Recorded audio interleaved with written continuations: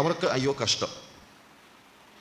അവർക്ക് അയ്യോ കഷ്ടം എന്ന് പറയുമ്പോൾ ശരിക്കും പറഞ്ഞു കഴിഞ്ഞാൽ അവിടെ തന്നെ നമുക്ക് മനസ്സിലാകുന്നുണ്ട്, നിങ്ങൾക്ക് അയ്യോ കഷ്ടമെന്നല്ല ഇവിടെ പറയുന്നത്, അവർക്ക് അയ്യോ കഷ്ടം. അതിൻ്റെ അർത്ഥം ഇത് പ്രധാനമായും പറയുന്നത് ദുരുപദേശം സഭയിലേക്ക് കൊണ്ടുവരുന്നവരുടെ അവസ്ഥയാണ്.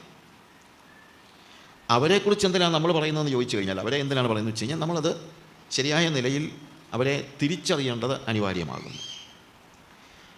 പുതിയ നിയമത്തിലുടനീളം നമ്മൾ പാഠങ്ങൾ പഠിപ്പിക്കുമ്പോൾ അപ്പോസ്തലന്മാർ പഴയ നിയമത്തിലെ സംഭവങ്ങളെയും വ്യക്തികളെയും എടുത്തു പറയുന്നുണ്ട്. അത് നമുക്ക് കുറച്ചുകൂടെ കാര്യങ്ങൾ ഗ്രഹിക്കാൻ എളുപ്പമാകുന്നു. പുതിയ നിയമത്തിലുടനീളം പഴയ നിയമത്തിലെ അനുഭവങ്ങൾ വെച്ചിട്ട് നമ്മൾ പാഠങ്ങൾ പഠിക്കണം എന്ന് തന്നെയാണ് ഉദ്ദേശിക്കുന്നത്. അതുകൊണ്ട് തന്നെ പഴയ നിയമം വേണ്ടാന്ന് പറഞ്ഞു കഴിഞ്ഞാൽ പിന്നെ ഇതൊന്നും നടക്കത്തില്ല. പഴയ നിയമം വേണ്ടാന്ന് പറഞ്ഞു കഴിഞ്ഞാൽ പിന്നെ പഴയ നിയമത്തിലെ കാര്യങ്ങൾ നമുക്ക് പഠിക്കാൻ പറ്റും.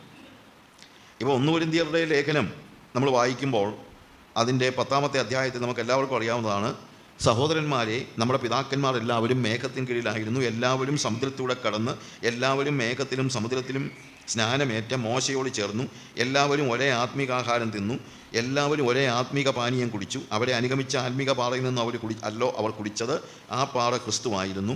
എങ്കിലും അവരിൽ മിക്ക പേരിലും ദൈവം പ്രസാദിച്ചില്ല, അവരെ മരുഭൂമിയിൽ തള്ളിയിട്ട് കളഞ്ഞു എന്ന് നിങ്ങൾ അറിയാതിരിക്കരുത് എന്ന് ഞാൻ ആഗ്രഹിക്കുന്നു. അപ്പോൾ ഇതെല്ലാം പഴയ നിയമത്തിലെ സംഭവങ്ങളാണ്. എന്നിട്ട് പറയാണ്, ഇത് നമുക്ക് ദൃഷ്ടാന്തമായി സംഭവിച്ചു, അവർ മോഹിച്ചതുപോലെ നാം ദുർമോഹികളാകാതിരിക്കേണ്ടതിന് തന്നെ. പിന്നെ വിഗ്രഹാരാധനയെക്കുറിച്ച്, ജനം തിന്നുവാനും കുടിപ്പാനും ഇരുന്നു കളിപ്പാൻ എഴുന്നേറ്റെന്ന് എഴുതിയിരിക്കുന്നത് പ്രകാരം അവരിൽ ചിലരെ പോലെ നിങ്ങൾ വിഗ്രഹാരാധികളാകരുത്. അവരിൽ ചിലർ പരസംഗം ചെയ്ത ഒരു ദിവസത്തിൽ 23,000 പേർ വീണുപോയത് നാം പരസംഗം ചെയ്യരുത്. അവരിൽ ചിലർ പരീക്ഷിച്ച് സർപ്പങ്ങളാൽ നശിച്ചു പോയതുപോലെ നാം കർത്താവിനെ പരീക്ഷിക്കരുത്. അവരിൽ ചിലർ പിറുപിറുത്ത് സംഹാരിയാൽ നശിച്ചു പോയതുപോലെ നിങ്ങൾ പിറുപിറുക്കുകയും അരുത്. ഇത് ദൃഷ്ടാന്തമായി അവർക്ക് സംഭവിച്ചു, ലോകാവസാനം വന്നെത്തിയിരിക്കുന്ന നമുക്ക് ബുദ്ധിയുപദേശത്തിനായി എഴുതിയിരിക്കുന്നു. അപ്പോൾ പഴയ നിയമത്തിലെ വേദഭാഗങ്ങളൊക്കെ എന്തിനാണ് എഴുതിയിരിക്കുന്നതെന്ന് ചോദിച്ചു കഴിഞ്ഞാൽ നമുക്ക് ബുദ്ധി ഉപദേശത്തിന് വേണ്ടിയാണ്. അതായത് അതിൽ നിന്ന് നമ്മൾ പാഠങ്ങൾ പഠിക്കണം. പാഠങ്ങൾ പഠിക്കുമ്പോൾ അതിനാണ് വാസ്തവത്തിൽ നമ്മൾ ബൈബിളിനെ കുറിച്ച് ഞാൻ സാധാരണ വാട്ട് ഈസ് ബൈബിൾ എന്ന് പറയുമ്പോഴത്തേക്ക് പറയാറുള്ള ഒരു വാചകമുണ്ട്, Bible is the narration of the revelation of God through human experiences. മനുഷ്യൻ്റെ ജീവിതാനുഭവങ്ങളിലൂടെ ദൈവം തന്നെ വെളിപ്പെടുത്തുന്നതാണ്, അല്ലെങ്കിൽ ദൈവത്തിൻ്റെ വെളിപ്പാടാണ് ദൈവത്തിൻ്റെ വചനം. ദൈവം തന്നെ വെളിപ്പെടുത്തുന്നത് പലപ്പോഴും വെറും പ്രസ്താവനകളിലല്ല, മനുഷ്യൻ്റെ ജീവിത അനുഭവങ്ങളിലൂടെയാണ്. ഞാൻ പറഞ്ഞത് നിങ്ങൾ ഗ്രഹിക്കണം. ഇപ്പോൾ അതിന് ഉദാഹരണമായിട്ട് ഞാൻ സാധാരണ പറയുന്നൊരു കാര്യമുണ്ട്, ദൈവം നമ്മളെ കണ്ണീരിനെ മറികടക്കുന്ന ദൈവമല്ല എന്ന് നമ്മളെല്ലാവരും പറയും. അതൊരു പ്രസ്താവനയായിട്ട് വേദപുസ്തകത്തിൽ തരിക മാത്രമല്ല ചെയ്യുന്നത്, ഒരനുഭവത്തിലൂടെ. അപ്പം നമ്മുടെ മനസ്സിൽ പെട്ടെന്ന് വരുന്നത് ഹാഗാറിൻ്റെ കരച്ചിലായിരിക്കാം. യെസ്, അപ്പോൾ ഹാഗാറിൻ്റേത് ഒരു ജീവിതാനുഭവമാണ്, ഇല്ലേ? ആ ജീവിതാനുഭവം വേദപുസ്തകത്തിൽ എഴുതി വച്ചിരിക്കുന്നു. അത് വായിക്കുമ്പോൾ ദൈവത്തിൻ്റെ ഒരു വെളിപ്പാട് നമുക്ക് അതിലൂടെ ലഭിക്കുന്നു. എന്ത്? ദൈവം കണ്ണീരിനെ മറികടക്കാത്ത ഒരു ദൈവമാണ്. അപ്പോൾ ഒരു വെളിപ്പാട് ലഭിക്കുകയാണ്. അപ്പോൾ ദൈവിക വെളിപ്പാട് നമുക്ക് ദൈവം തന്നെ വെളിപ്പെടുത്തുന്നതാണല്ലോ വെളിപ്പാട്. ആ ദൈവിക വെളിപ്പാട് പലപ്പോഴും പ്രസ്താവനകളിൽ ഒതുങ്ങി നിൽക്കുന്നില്ല, പ്രത്യുത ജീവിതാനുഭവങ്ങളിലൂടെയാണ് വെളിപ്പെടുത്തുന്നത്. അപ്പോൾ അതുകൊണ്ട് പഴയ നിയമത്തിലെയോ പുതിയ നിയമത്തിലെയോ ജീവിതാനുഭവങ്ങൾ, അതിലുള്ള ദൈവിക വെളിപ്പാട് നമ്മൾ ഗ്രഹിക്കണം. അതുകൊണ്ടാണ് ഈ പഴയ നിയമം നമുക്ക് അനിവാര്യമായിരിക്കുന്നത്. പണ്ടൊക്കെ ഞാനിങ്ങനെ ചിലപ്പോൾ ചിന്തിച്ചിട്ടുണ്ട്, വേദപുസ്തകത്തിൽ എന്തുമാത്രം കഥകളാണ്. ഈ കഥകളൊക്കെ ഒന്ന് ഒഴിവാക്കി, റീഡേഴ്സ് ഡൈജസ്റ്റ് ബൈബിൾ പോലെ ഈ കഥകളൊക്കെ ഒഴിവാക്കിയാണെങ്കിൽ ഈ വേദപുസ്തകം ആകെപ്പാടെ ഇച്ചിരല്ലേ കാണത്തുള്ളൂ, പോക്കറ്റിട്ടുകൊണ്ട് നടക്കാനും എളുപ്പം, ആരും കാണത്തുമില്ല. അപ്പോൾ നമുക്കെല്ലാം ഒരു സൗകര്യമായിരുന്നു കഥയെല്ലാം കൂടെ അങ്ങ് ഒഴിവാക്കിയായിരുന്നെങ്കിൽ. പക്ഷേ കഥ ഒഴിവാക്കി കഴിഞ്ഞാൽ അത് പിന്നീട് ദൈവവചനമാകുന്നില്ല. കാര്യം ദൈവം വെളിപ്പെടുത്തുന്നത് വെറും പ്രസ്താവനകളിലൂടെയല്ല, പ്രത്യുത മനുഷ്യൻ്റെ ജീവിതാനുഭവങ്ങളിലൂടെ. അതൊന്നും കഥകളല്ല, അനുഭവങ്ങളാണ്. These are human experiences. മനുഷ്യൻ്റെ ജീവിതാനുഭവങ്ങളിലൂടെ ദൈവം തന്നെ വെളിപ്പെടുത്തുന്നു. ഒരു സമൂഹത്തിൻ്റെ ജീവിതാനുഭവങ്ങളിലൂടെയും കാര്യങ്ങൾ വെളിപ്പെടുത്തുന്നുണ്ട്, വ്യക്തിയുടെ ജീവിതാനുഭവങ്ങളിലൂടെയും കാര്യങ്ങൾ വെളിപ്പെടുത്തുന്നുണ്ട്. ഇപ്പോൾ ഹാഗാറിന് അവളുടെ കുഞ്ഞിൻ്റെ കരച്ചിൽ കേട്ട് വെള്ളം കൊടുത്ത ദൈവത്തെ മാത്രമൊന്നുമല്ല ദൈവം വെളിപ്പെടുത്തുന്നത്, ദാവീദ് പാപം ചെയ്തപ്പോൾ അവനോട് ദൈവം എങ്ങനെ ഇടപെടുന്നു എന്നതിലും ദൈവിക വെളിപ്പാടുണ്ട്. ദൈവിക വെളിപ്പാട് ആശ്വാസത്തിൻ്റെ വചനങ്ങൾ മാത്രമല്ല, ദൈവിക വെളിപ്പാട് തർജ്ജനവും ശാസനയും മടങ്ങി വരുവാനുള്ള ബുദ്ധിയുപദേശവും എല്ലാം ഇതിനകത്തുണ്ട്. അപ്പോൾ അതുകൊണ്ട് നമ്മൾ വേദപുസ്തകം വായിക്കുകയും പഠിക്കുകയും ചെയ്യുമ്പോൾ വെറുതെ കഥ വായിക്കുന്ന നിലയിൽ അത് വായിച്ചു വിടാൻ പറ്റില്ല. ഇതിലെ ദൈവത്തിൻ്റെ സ്പർശനം എന്താണ്, ദൈവത്തിൻ്റെ വെളിപ്പാട് എന്താണ് എന്നുള്ളത് നമ്മൾ ഗ്രഹിക്കണം. നമ്മളതിനെക്കുറിച്ച് അധികം പഠിക്കുന്നില്ല. എന്നാൽ അടുത്ത ഒരു കാര്യത്തിലേക്ക് നമ്മൾ കയറുമ്പോൾ ഈ ജീവിതാനുഭവങ്ങൾ ചിലത് നമ്മുടെ ജീവിതാനുഭവങ്ങളായിട്ട് വരുന്നുണ്ട്. ചില കാര്യങ്ങൾ നമ്മൾ ശ്രദ്ധിക്കാൻ വേണ്ടി പറയുന്നതായ കാര്യങ്ങളുണ്ട്. അവരെ പോലെ ആകരുത്. ഇപ്പം നമ്മളിപ്പം കൊരിന്ത്യർ ലേഖനത്തിൽ വായിച്ചതെല്ലാം ശരിക്കും പറഞ്ഞു കഴിഞ്ഞാൽ നിങ്ങൾ അവരെ പോലെ ആകാതിരിക്കേണ്ടതിന് ബുദ്ധിയുപദേശത്തിനായി എഴുതിയിരിക്കുന്നു.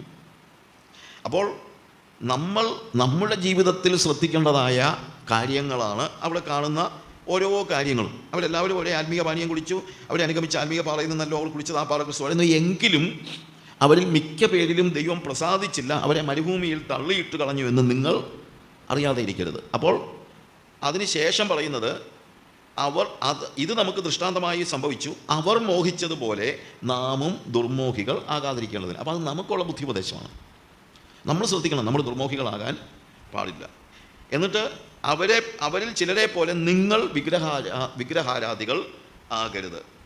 അവരിൽ ചിലർ പരസംഗം ചെയ്ത ഒരു ദിവസത്തിൽ 23,000 പേർ വീണുപോയതുപോലെ നാം പരസംഗം ചെയ്യരുത്. അവരിൽ ചിലർ പരീക്ഷിച്ച സർപ്പങ്ങളാൽ നശിച്ചു പോയതുപോലെ നാം കർത്താവിനെ പരീക്ഷിക്കരുത്. എന്നിട്ടാണ് പറയുന്നത്, ഇത് ദൃഷ്ടാന്തമായി അവർക്ക് ഭവിച്ചു, ലോകാവസാനം വന്നെത്തിയിരിക്കുന്ന നമുക്ക് ബുദ്ധിയുപദേശത്തിനായി എഴുതിയിരിക്കുന്നു. അപ്പോൾ നമ്മൾ ശ്രദ്ധിക്കേണ്ടതായ കാര്യങ്ങൾ ഒത്തിരിയുണ്ട്. നമ്മൾ അവരെ പോലെ ആകരുത്.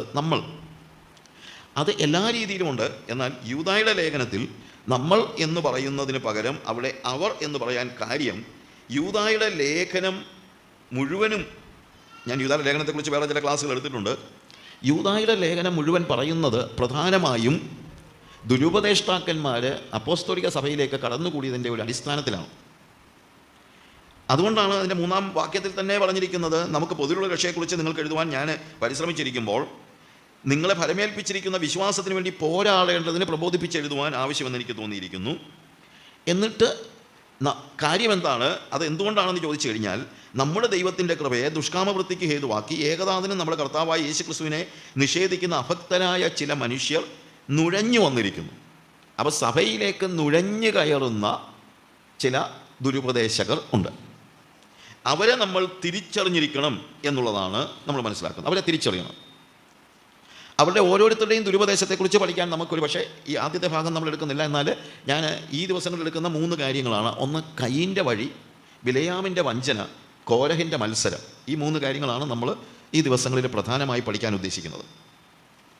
എന്നാൽ ഞാൻ മുമ്പേ പറഞ്ഞതുപോലെ ഇവരെക്കുറിച്ച് പറയുന്നത് അവർ കയ്യിൻ്റെ വഴിയിൽ നടക്കുകയും, അപ്പോൾ അവർ എന്ന് പറയുന്നത് ആരാണ്? നിങ്ങൾ എന്നല്ല പറഞ്ഞിരിക്കുന്നത്, അവർ. അതായത് ഈ നുഴഞ്ഞ് കയറുന്നവർ അവർ പ്രൊജക്റ്റ് ചെയ്യുന്നത് കയ്യിൻ്റെ വഴിയാണ്, ബിലെയാമിൻ്റെ വഞ്ചനയാണ്, കോരഹിൻ്റെ മത്സരമാണ്. അവരങ്ങനെയാണെന്ന് തന്നെയല്ല, അത് അവർ നമ്മളെയും പഠിപ്പിക്കാനായിട്ട് നോക്കുന്നു. ഇതെഴുതുമ്പോൾ യൂദാ ലേഖനം എഴുതുന്ന വിശ്വാസികൾ അങ്ങനെ ആയിത്തീർന്നുവെന്നല്ല, പക്ഷേ ഒരു വലിയ മുന്നറിയിപ്പ് അവർക്ക് കൊടുക്കുകയാണ്. കാരണം അവർ വന്ന് പറയുന്ന കാര്യങ്ങൾ, നമ്മളൊരു പക്ഷേ പറഞ്ഞതല്ല, അവർ വന്ന് പറയുന്ന കാര്യങ്ങൾ, അവർ കർത്താവായ നമ്മുടെ ദൈവത്തിൻ്റെ കൃപയെ ദുഷ്കാമവൃത്തിക്ക് ഹേതുവാക്കി. അപ്പം ദൈവം കൃപാലുവായതുകൊണ്ട് നിങ്ങൾ എന്ത് ചെയ്താലും കുഴപ്പമില്ല, നിങ്ങളങ്ങ് സ്വർഗത്തിൽ പൊക്കോളും എന്ന് ഒരാൾ പറഞ്ഞു പഠിപ്പിക്കുന്നു. അല്ലെങ്കിൽ നമ്മൾ ഇന്ന് പറയുന്നത് പോലെയുള്ള ഈ ഹൈപ്പർ ഗ്രേസുകാരും മറ്റും പറയുന്ന അനുസരിച്ച് വളരെ കൃത്യമായിട്ട് അവർ പറയുന്ന ഒത്തിരി ദുരുപദേശങ്ങളുണ്ട്. ഒന്ന്, യാതൊരു രീതിയിലും എന്ത് ചെയ്താലും, നമ്മൾ എന്ത് ചെയ്താലും കുഴപ്പമില്ല, നമ്മൾ ഒരിക്കൽ രക്ഷിക്കപ്പെട്ട് കഴിഞ്ഞാൽ ഫിനിഷ്.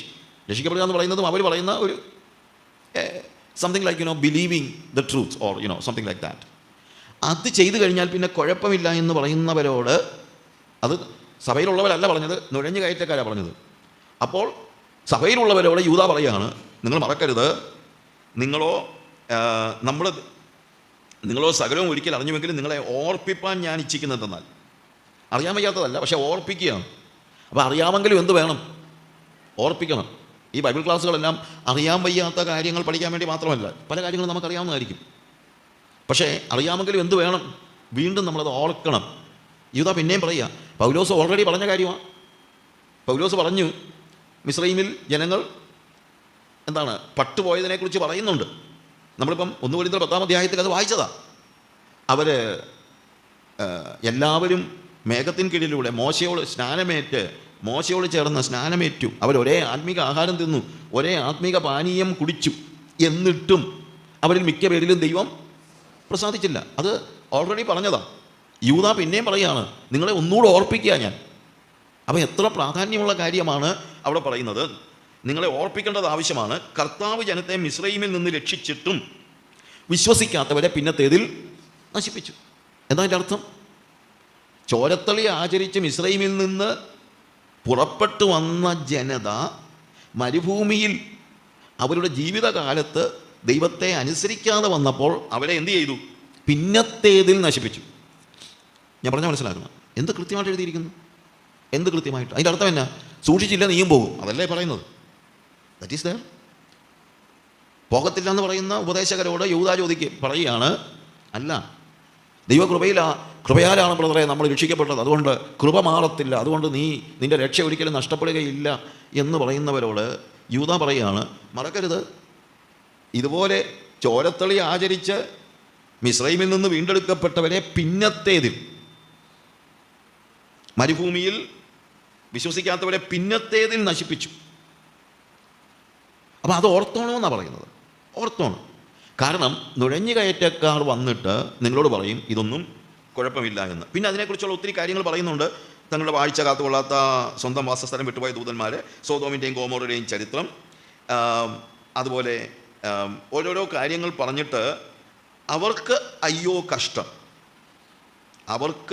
കഷ്ടം, അവർ കയ്യിൻ്റെ വഴിയിൽ നടക്കുകയും കൂലി കൊതിച്ച ബിലയാമിൻ്റെ വഞ്ചനയിൽ തങ്ങളെ തന്നെ ഏൽപ്പിക്കുകയും കോരഹിൻ്റെ മത്സരത്തിൽ നശിച്ചു പോവുകയും ചെയ്യുന്നു.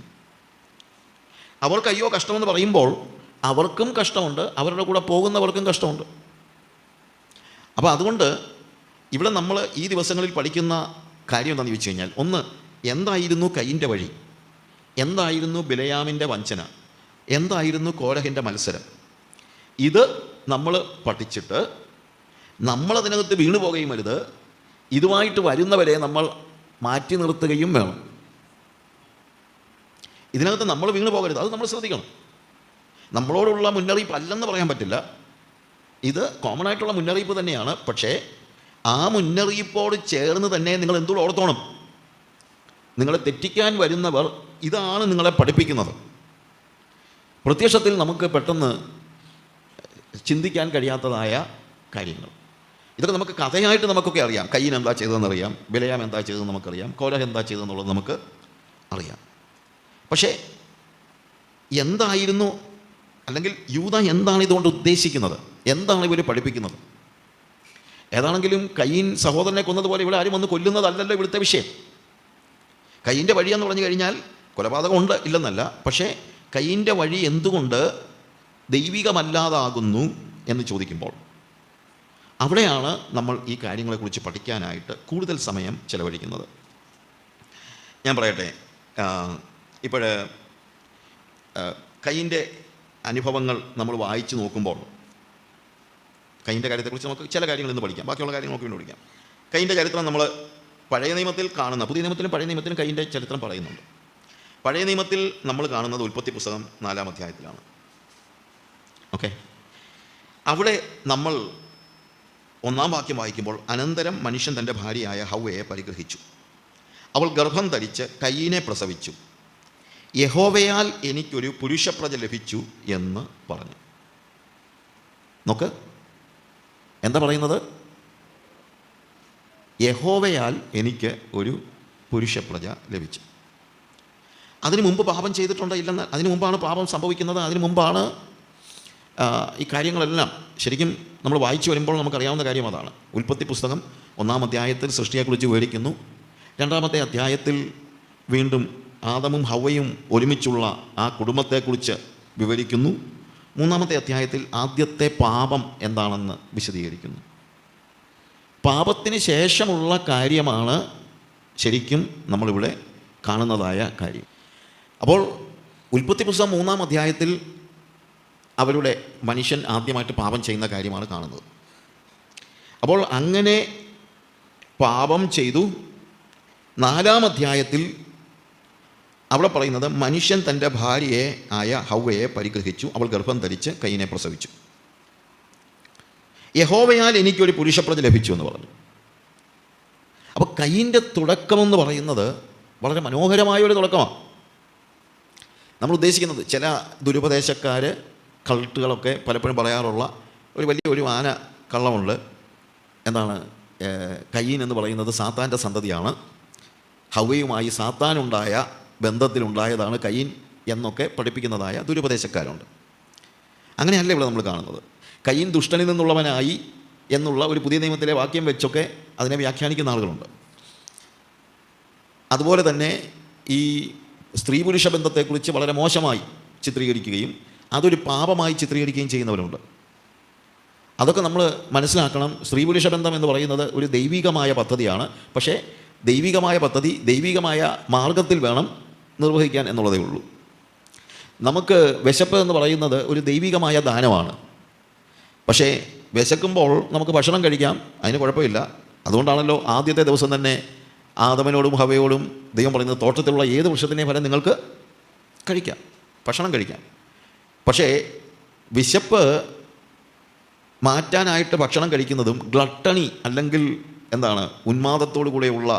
ഉന്മാദത്തിമിർപ്പോടുകൂടെയുള്ള ഭക്ഷണ ആഘോഷങ്ങൾ അതല്ല അവിടെ ഉദ്ദേശിക്കുന്നത്.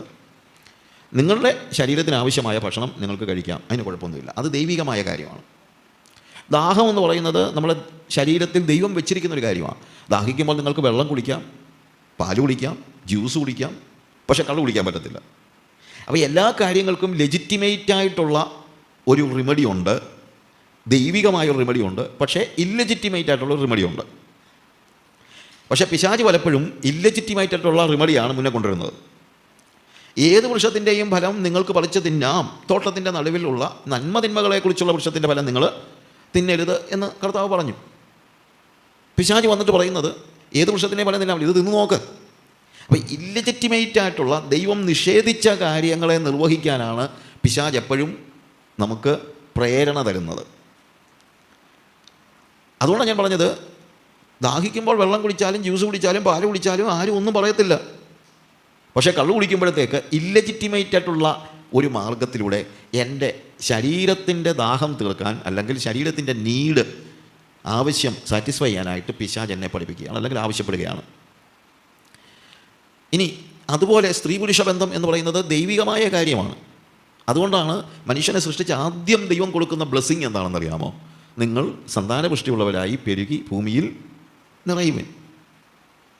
അതിനകത്ത് പാപമല്ല അവിടെ പറയുന്നത്, അത് ദൈവികമായ ഒരു പദ്ധതിയാണ്. പക്ഷേ ഈ സ്ത്രീ പുരുഷ ബന്ധം എന്ന് പറയുന്നത് ദൈവം വെച്ചിരിക്കുന്നത് ഭാര്യയും ഭർത്താവും തമ്മിലുള്ള ഒരു ജീവിതത്തിനകത്താണ്. അതിനപ്പുറത്തോട്ട് പോയി കഴിഞ്ഞാൽ അത് പ്രീമാരിറ്റൽ ആണെങ്കിലും എക്സ്ട്രാ മാരിറ്റൽ ആണെങ്കിലും ഇല്ലെജിറ്റിമേറ്റാണ്. അത് ദൈവം അനുവദിക്കുന്ന കാര്യമല്ല. അല്ലാതെ സ്ത്രീ പുരുഷ ബന്ധം പാപമാണെന്ന് ഞാനിപ്പം ഈ കഴിഞ്ഞ ദിവസവും ഒരു സ്ഥലത്ത് ചെന്നപ്പോഴത്തേക്ക് അങ്ങനെ ഒരു ടീച്ചിങ് വിശ്വസിക്കുന്ന ഒരു സഭയിലെ പാസ്റ്ററുമായിട്ട് സംസാരിക്കേണ്ടി വന്നു. അതുകൊണ്ടാണ് ഞാനിത് പറയുന്നത്. സ്ത്രീ പുരുഷ ബന്ധം പാപമാണെന്ന് പഠിപ്പിക്കുന്ന അങ്ങനെ 100 കൂട്ടം ദുരുപദേശങ്ങൾ നിരന്തരം വളർന്നുകൊണ്ടിരിക്കുന്ന ഒരു സാഹചര്യത്തിൽ ഇങ്ങനെയുള്ള കാര്യങ്ങളെക്കുറിച്ച് നമ്മൾ ചിലപ്പോൾ പറഞ്ഞെങ്കിലേ പറ്റുള്ളൂ. അതുകൊണ്ടാണ് ഞാൻ പറഞ്ഞത് കയീനെക്കുറിച്ച് അങ്ങനെ ഒരു ടീച്ചിങ് ഒരാൾ ഒരു പുസ്തകത്തിൽ തന്നെ എഴുതിയിട്ടുണ്ട്. എന്താണ്? കയീൻ എന്ന് പറയുന്നത് സാത്താനും ഹവ്വയും തമ്മിലുള്ള ബന്ധത്തിൽ പിറന്ന പുത്രനാണെന്ന്. അങ്ങനെയാണോ വേദവസ്വം പറയുന്നത്? ടെൽമി, വേദവസ്വം പറയുന്നത് എന്താണ്? അനന്തരം മനുഷ്യൻ, സാത്താനല്ല, മനുഷ്യൻ തൻ്റെ ഭാര്യയായ ഹവ്വയെ പരിഗ്രഹിച്ചു, അവൾ ഗർഭം ധരിച്ച കയീനെ പ്രസവിച്ചു. അപ്പോൾ അവർ പറയുന്ന വാക്കെന്താണ്? യഹോവയാൽ എനിക്ക് ഒരു പുരുഷ പ്രജ ലഭിച്ചു എന്നാണ് പറയുന്നത്. യഹോവയാൽ, പിശാചിനാലല്ല, യഹോവയാൽ.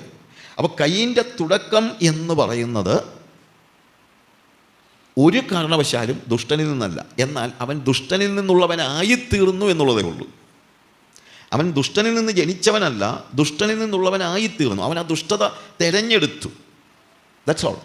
ദുഷ്ടത അവൻ തിരഞ്ഞെടുത്തു, പാപം അവൻ തിരഞ്ഞെടുത്തു എന്നുള്ളത് സത്യമാണ്. പക്ഷേ അവൻ ജനിച്ചത് ഒരിക്കലും സാത്താൻ്റെ പുത്രനായിട്ടല്ല. ഒരു നല്ല തുടക്കം അവനുണ്ടായിരുന്നു. യഹോവയാൽ എനിക്കൊരു പുരുഷപ്രജ ലഭിച്ചു. അപ്പോൾ അതിനകത്തൊരു കാര്യമുണ്ട്, നമ്മളും നല്ല തുടക്കമായതുകൊണ്ട് നല്ല ഒടുക്കമാകണമെന്ന് നിർബന്ധം ഇല്ല. അപ്പോൾ അതിനകത്ത് നമ്മളോട് തന്നെ ഒരു പാഠമുണ്ട്. കയ്യിൻ്റെ ജീവിതത്തിൽ നമ്മൾ പഠിക്കേണ്ട ഒരു പാഠമുണ്ട്. നല്ല ഒരു തുടക്കമുണ്ടായി എന്നതുകൊണ്ട് നല്ല ഒരു ഒടുക്കമുണ്ടാകണമെന്ന് നിർബന്ധമില്ല. ഇതിനിടയ്ക്ക് എപ്പോൾ വേണമെങ്കിലും നമുക്ക് സാത്താനെ തിരഞ്ഞെടുക്കാനുള്ള സ്വാതന്ത്ര്യമുണ്ട്. അതുകൊണ്ട് നമ്മൾ കൂടുതൽ അലേർട്ടായിരിക്കണം. പിശാചിൻ്റെ വഞ്ചനയിൽ പെട്ടു പോകരുത് എന്നുള്ളത് നമ്മൾ മനസ്സിലാക്കണം. ഇനി മറ്റൊരു കാര്യം കൂടെ, ഈ ആദമിൻ്റെ വീട്ടിലെ പ്രോമിനൻറ്റ് ഫിഗർ എന്ന് പറയുന്നത് കയീൻ തന്നെയാണ്, അല്ലാതെ ഹാബേലല്ല. നമ്മൾ വായിച്ചു നോക്കുമ്പോഴത്തേക്ക് കയീനല്ല അവിടെ പ്രാധാന്യം കൊടുത്ത് സംസാരിക്കുന്നത്. എല്ലാം സംസാരിക്കുന്നത് ആരെക്കുറിച്ചാണ്? കയീനെക്കുറിച്ചാണ്. 4-ാം അധ്യായം തുടങ്ങുമ്പോൾ തൊട്ട്, അനന്തരം മനുഷ്യൻ തൻ്റെ ഭാര്യയായ ഹവ്വയെ പരിഗ്രഹിച്ചു, അവൾ ഗർഭം ധരിച്ച് കയീനെ പ്രസവിച്ചു, യഹോവയാൽ എനിക്കൊരു പുരുഷപ്രജ ലഭിച്ചു എന്ന് പറഞ്ഞു. ഹാബേലിനെ കുറിച്ച് പറയുമ്പോൾ പിന്നെ അവൾ അവൻ്റെ അനുജനായ ഹാബേലിനെ പ്രസവിച്ചു. ഡീറ്റെയിൽസ് പോലും ഇല്ല, ഒന്നുമില്ല. കാര്യം വീട്ടിലെ പ്രോമിനൻറ്റ് ഫിഗർ കയീനാണ്, ഹാബേലല്ല. ഹാബേൽ ആട്ടിടയനും കയീൻ കൃഷിക്കാരനുമായി തീർന്നു. കുറേ കാലം കഴിഞ്ഞിട്ട് കയീൻ നിലത്തിലെ അനുഭവത്തിൽ നിന്ന് ഒരു വഴിപാട് കൊണ്ടുവന്നു. വഴിപാട് ആദ്യം കൊണ്ടുവരുന്നത് ഹാബേലല്ല, കയീന. അപ്പം ആരാധനയ്ക്ക് ഭയങ്കര ആഗ്രഹമുള്ളയാളാണ്, അല്ലെങ്കിൽ വഴിപാടർപ്പിക്കുവാൻ നല്ല ആഗ്രഹമുള്ളയാളാണ്. ആരുടെയും നിർബന്ധം കൊണ്ടൊന്നുമല്ല അവൻ കൊണ്ടുവന്നത്. അപ്പോൾ അവൻ്റെ പശ്ചാത്തലം ആലോചിക്കുക. അവൻ വളരെ റിലീജിയസ് ആണ്, അവൻ അധ്വാനിയാണ്, അവൻ കൃഷിക്കാരനാണ്. കൃഷിക്കാരൻ നന്നായിട്ട് അധ്വാനിച്ചാലേ പറ്റുള്ളൂ. ഇടയനേക്കാൾ കൂടുതൽ കായിക അധ്വാനം ആവശ്യമുണ്ട് ഒരു കൃഷിക്കാരന്. അപ്പോൾ അവൻ നല്ല അധ്വാനിയാണ്. അവൻ ദൈവത്തിന് വഴിപാടർപ്പിക്കുന്നതിൽ പ്രാധാന്യം എടുത്തവനാണ്, ആരാധിക്കുന്നവനാണ്. വഴിപാട് കഴിക്കാൻ ആദ്യം പോയത് കയീനാണ്. ഹാബേൽ അവൻ്റെ പുറകെ പോയെന്നുള്ളൂ. ഹാബേലും 4-ാം വാക്യത്തിൽ, ഹാബേലും ആട്ടിൻകൂട്ടത്തിലെ കടിഞ്ഞൂലുകളിൽ നിന്ന് അവയുടെ മേധസ്സിൽ നിന്ന് തന്നെ ഒരു വഴിപാട് കൊണ്ടുവന്നു. അപ്പോൾ പ്രത്യക്ഷത്തിൽ ഇതിൻ്റെ അനന്തര കാര്യങ്ങളൊക്കെ നമുക്ക് അറിയത്തില്ലെങ്കിൽ നമ്മൾ കൂടുതൽ അപ്രീഷിയേറ്റ് ചെയ്യുന്നത് ആരെ ആയിരിക്കും? കയീനെ ആയിരിക്കും. കാരണം അവൻ യഹോവയാൽ ലഭിച്ചവനാണ്, അധ്വാനിയായ കൃഷിക്കാരനാണ്, വഴിപാട് ആദ്യം കൊണ്ടുവന്നവനാണ്. അവന് നല്ല ഒത്തിരി ഗുണങ്ങൾ നമുക്ക് ആ രീതിയിൽ പറയാനുണ്ട്. In fact Cain was more religious than Abel. ഹാബേലിനേക്കാൾ എന്തുകൊണ്ടും കൂടുതൽ മതഭക്തി ഉണ്ടായിരുന്ന വ്യക്തി, അല്ലെങ്കിൽ ഭക്തി ഉണ്ടായിരുന്ന വ്യക്തി ആര് തന്നെയാണ്? കയീന. അപ്പോൾ കയീൻ്റെ വഴിയുടെ പ്രത്യേകത എന്താണ്? കയീൻ്റെ വഴി എന്ന് പറഞ്ഞാൽ എന്താ പ്രശ്നം? ഇത്രയും വായിച്ചു കഴിയുമ്പോഴും നമുക്ക് കയീൻ്റെ വഴിയിൽ എന്തെങ്കിലും ഒരു പ്രശ്നമുള്ളതായിട്ട് തോന്നുന്നില്ല. പക്ഷെ അടുത്ത വാക്യം പറയുന്നത്, യഹോവ ഹാബേലിലും അവൻ്റെ വഴിപാടിലും പ്രസാദിച്ചു, കയീനിലും അവൻ്റെ വഴിപാടിലും പ്രസാദിച്ചില്ല. നോക്ക്, ഇത്രയും ആത്മാർത്ഥതയോടുകൂടെ, എൻ്റെ ഭാഷ പറഞ്ഞാൽ, കയീൻ എല്ലാം ചെയ്തിട്ടും യഹോവ കയീൻ്റെ വഴിപാടിൽ കയീനിലും അവൻ്റെ വഴിപാടിലും പ്രസാദിച്ചില്ല. അതെന്താണ് ദൈവം അങ്ങനെ ചെയ്തത്? പഴയ ഒരു പാട്ടിനകത്ത് ഇങ്ങനെ പറഞ്ഞിട്ടുണ്ട്, ചീഞ്ഞളിഞ്ഞ ഫലമൂല്യങ്ങൾ ദൈവത്തിന് ബലി നൽകി സ്വാർത്ഥനായ കായൻ സ്വന്തം നിലമറന്നു എന്ന് പറഞ്ഞൊരു പാട്ട്. പക്ഷേ അതിൻ്റെ ഒരാവശ്യവും ഞാൻ കണ്ടിട്ടില്ല. കാര്യം ഏതാണെങ്കിലും ആ കാലയളവിൽ ചീഞ്ഞളിഞ്ഞ ഫലമൂല്യങ്ങളൊന്നും ദൈവത്തിന് കൊണ്ട് കൊടുക്കേണ്ട വലിയ ഗതികേടൊന്നും കയ്യിന് ഇല്ല. അവൻ കൊടുത്തത് നല്ലത് തന്നെ ആയിരിക്കും. പിന്നെ അവനത്ര പൊട്ടനൊന്നും അല്ല. ഏതാ ചീഞ്ഞളിഞ്ഞ ഫലമൂല്യങ്ങൾ ദൈവത്തിന് കൊണ്ട് കൊടുത്ത് അങ്ങനെ പൊട്ടനാകാനൊന്നും അവനങ്ങനെ പൊട്ടനൊന്നും അല്ല. അപ്പോൾ അവൻ കൊണ്ട് കൊടുത്തത് തീർച്ചയായും അവൻ്റെ കൃഷി കാര്യങ്ങളിലെ ഏറ്റവും നല്ലതായിരിക്കണം. അങ്ങനെയേ നമുക്ക് കണക്കാക്കാൻ കഴിയുള്ളൂ. എന്നിട്ടും എന്തുകൊണ്ട് ദൈവം അവൻ്റെ യാഗത്തിൽ പ്രസാദിച്ചില്ല? അപ്പോൾ നമ്മൾ സൺഡേ സ്കൂൾ ക്ലാസ്സിലൊക്കെ പഠിച്ചു വച്ചിരിക്കുന്നത് അനുസരിച്ച് രക്തച്ചൊരിച്ചിലില്ലാത്ത യാഗം എന്നൊക്കെ നമ്മൾ പഠിച്ചിട്ടുണ്ട്. അവൻ രക്തച്ചൊരിച്ചിലില്ലായിരുന്നു, എന്നാൽ ഹാബേലിൻ്റെ യാഗത്തിൽ രക്തച്ചൊരിച്ചിലുണ്ടായിരുന്നു. വേണമെങ്കിൽ നമുക്കതങ്ങ് അക്സെപ്റ്റ് ചെയ്യാം, നമ്മൾ ഈ പുതിയ നിയമത്തിലൊക്കെ പഠിച്ചു വന്നതുകൊണ്ട്. പക്ഷേ ഈ പുതിയ നിയമത്തിലെ കാര്യങ്ങളും ന്യായപ്രമാണത്തിലെ കാര്യങ്ങളും ഒന്നും കയ്യിൽ അതുപോലൊന്നും പഠിച്ചു വെച്ച ആളൊന്നും അല്ലല്ലോ. അതുകൊണ്ട് ആട്ടിൻകുട്ടിയെ യാഗമാക്കുന്നത് തീർച്ചയായും അതിനകത്ത് അർത്ഥമുണ്ട്, ഇല്ലെന്ന് ഞാൻ പറയുന്നില്ല. പക്ഷേ അതുമാത്രമാണ് കാരണമെങ്കിൽ യഹോവ അവൻ്റെ അടുത്ത് പറയേണ്ട ഒരു കാര്യം ഉണ്ടായിരുന്നു. എൻ്റെ സിമ്പിൾ മൈൻഡിൽ ഞാൻ ചോദിക്കുന്ന ചോദ്യം, യഹോവ കയ്യിനോട് നീ കോപിക്കുന്നതെന്ത്? നിൻ്റെ മുഖം വാടുന്നതുമെന്ത്? നീ നന്മ ചെയ്യുന്നുവെങ്കിൽ പ്രസാദമുണ്ടാകയില്ലയോ? നീ നന്മ ചെയ്യുന്നില്ലെങ്കിലോ പാപം നിൻ്റെ വാതിൽക്കൽ കിടക്കുന്നു. ആട്ടിൻകുട്ടി മാത്രമായിരുന്നു പ്രശ്നമെങ്കിൽ ദൈവം സംസാരിക്കുമ്പോൾ പറയേണ്ടതായ ഒരു കാര്യമുണ്ട്. കയ്യിനെ നീ ഒരു ആട്ടിൻകുട്ടിയെ കൊണ്ടുവന്നാൽ ഞാൻ പ്രസാദിക്കത്തില്ലായിരുന്നോ എന്ന് ചോദിക്കേണ്ടതല്ലേ?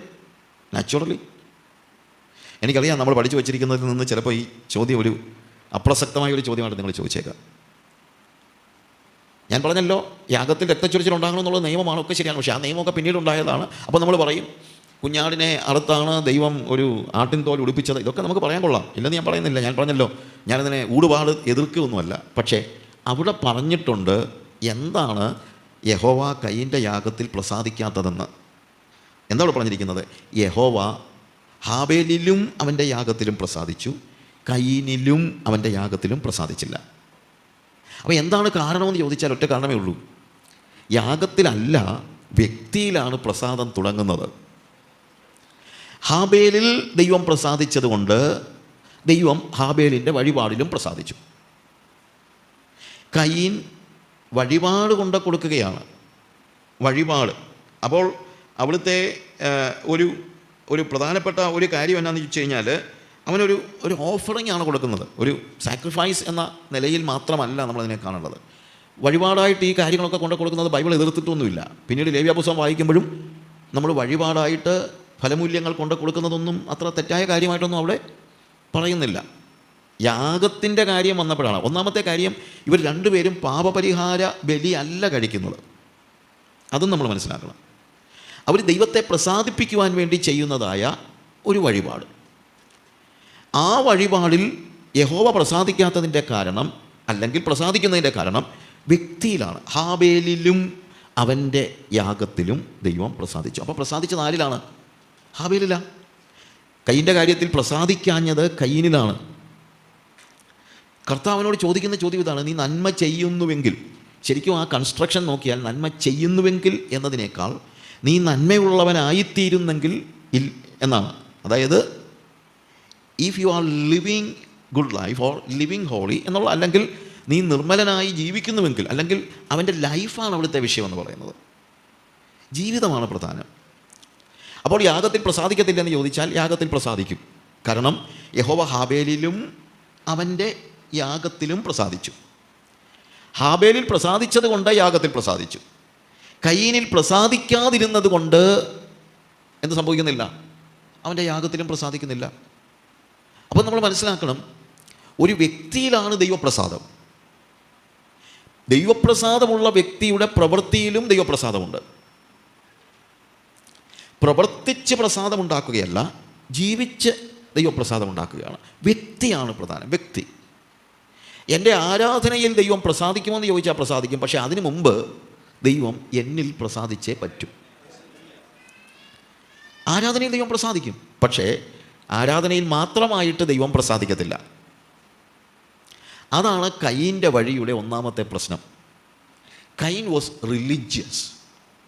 അവൻ മതപരമായ കാര്യത്തിൽ, he was a man of religion. അവൻ മതത്തിൻ്റെ ആളായിരുന്നു. എന്താണ് മതത്തിൻ്റെ പ്രത്യേകത? മതം എന്ന് പറയുന്നത് നമുക്കറിയാവുന്നതുപോലെ it is man's ways to reach God. ദൈവത്തിൻ്റെ അടുത്തോട്ട് ചെല്ലാൻ മനുഷ്യൻ കണ്ടെത്തിയ വഴികളാണ് മതങ്ങൾ. അപ്പോൾ മതത്തിലെ ഏത് മതം എടുത്തു കഴിഞ്ഞാലും, അത് ഹിന്ദു മതമോ ഇസ്ലാം മതമോ ക്രിസ്തീയ മതമോ പെന്തിക്കോസ്ത് മതമോ ആയിക്കോട്ടെ, മതമാണോ, മതം എങ്ങനെ ദൈവത്തെ പ്രസാദിപ്പിക്കാമെന്ന് അവർ ചിന്തിക്കുന്നോ അത് ചെയ്യുന്നതാണ് മതം. Religion is man's ways to reach God, but cross is God's way to reach man. എന്നാൽ ക്രൂശ് എന്ന് പറയുന്നത് ദൈവത്തിന് മനുഷ്യനിലേക്ക് എത്താനുള്ള ദൈവത്തിൻ്റെ വഴിയാണ്. മറ്റേത് മനുഷ്യൻ ദൈവത്തിങ്കിലേക്ക് എത്തുവാനായിട്ട് മനുഷ്യൻ കണ്ടുപിടിക്കുന്ന വഴികളാണ്. അതെന്താണ് മനുഷ്യൻ അങ്ങനെ കണ്ടുപിടിക്കാൻ കാര്യം? അവൻ്റെ ചിന്ത ഇതൊക്കെ ചെയ്താൽ ദൈവം പ്രസാദിക്കുമെന്നാണ്. നമ്മൾ ഏത് മതവും എടുത്ത് നോക്കിക്കോ, ഈ മതം എന്താ പരിശ്രമിക്കുന്നത്? മതം പറയുന്നു, നീ ഇന്ന ഇന്ന കാര്യങ്ങൾ ചെയ്യുക, ഇന്ന ഇന്ന കാര്യങ്ങൾ ആചരിക്കുക, ഇന്ന ഇന്ന കാര്യങ്ങൾ, ഈ ഇന്ന ഇന്ന റൂൾസ് നീ ഒബേ ചെയ്യുക. Obey the rules, practice rituals, follow traditions. ഇതാണ് റിലീജിയൻ. ഒബേ ദ റൂൾസ്, അതായത് മതത്തിന് മതത്തിൻ്റേതായ കുറച്ച് നിയമങ്ങളുണ്ട്, ആ നിയമങ്ങൾ അനുസരിക്കണം. പ്രാക്ടീസ് റിച്വൽസ്, ആചാരങ്ങൾ അനുഷ്ഠിക്കണം. ആൻഡ് ഫോളോ ട്രഡീഷൻസ്, പാരമ്പര്യങ്ങൾ അനുഗമിക്കണം, അല്ലെങ്കിൽ പാരമ്പര്യം പിന്തുടരണം. ഇതാണ് റിലിജൻ. റിലിജൻ പറയുന്നത് നിബന്ധനകൾ അനുസരിക്കുക, പിന്നീട് ആചാരങ്ങൾ അനുഷ്ഠിക്കുക, പാരമ്പര്യങ്ങൾ പിന്തുടരുക. അങ്ങനെയെങ്കിൽ നിനക്ക് ദൈവത്തെ പ്രസാദിപ്പിക്കാൻ പറ്റുമെന്നാണ് റിലിജിയൻ പറയുന്നത്. എന്നാൽ ഫെയ്ത്ത് അതല്ല. ഞാൻ ആ ഫെയ്ത്തിനെ കുറിച്ച് പിന്നീട് പറയാം. നമ്മൾ എബ്രായ ലേഖനം വായിക്കുമ്പോൾ എന്തുകൊണ്ട് ഹാബേലിലും അവൻ്റെ യാഗത്തിലും പ്രസാദിച്ചില്ല എന്നതിൻ്റെ സെക്കൻഡ് ഫേസ് നമ്മൾ കാണുന്നുണ്ട്. ഇവിടെ പറഞ്ഞു വ്യക്തിയിൽ ദൈവം പ്രസാദിച്ചു. ഒരു വ്യക്തിയിൽ ദൈവം പ്രസാദിച്ചു, മറ്റേ വ്യക്തിയിൽ ദൈവം പ്രസാദിച്ചില്ല. ഗുഡ്. പക്ഷേ ആ വ്യക്തിയിൽ എന്തുകൊണ്ട് പ്രസാദിച്ചു എന്ന് നമ്മൾ എബ്രായ ലേഖനത്തിലാണ് കാണുന്നത്. 11-ാം അധ്യായത്തിൽ അത് നമുക്കറിയാം.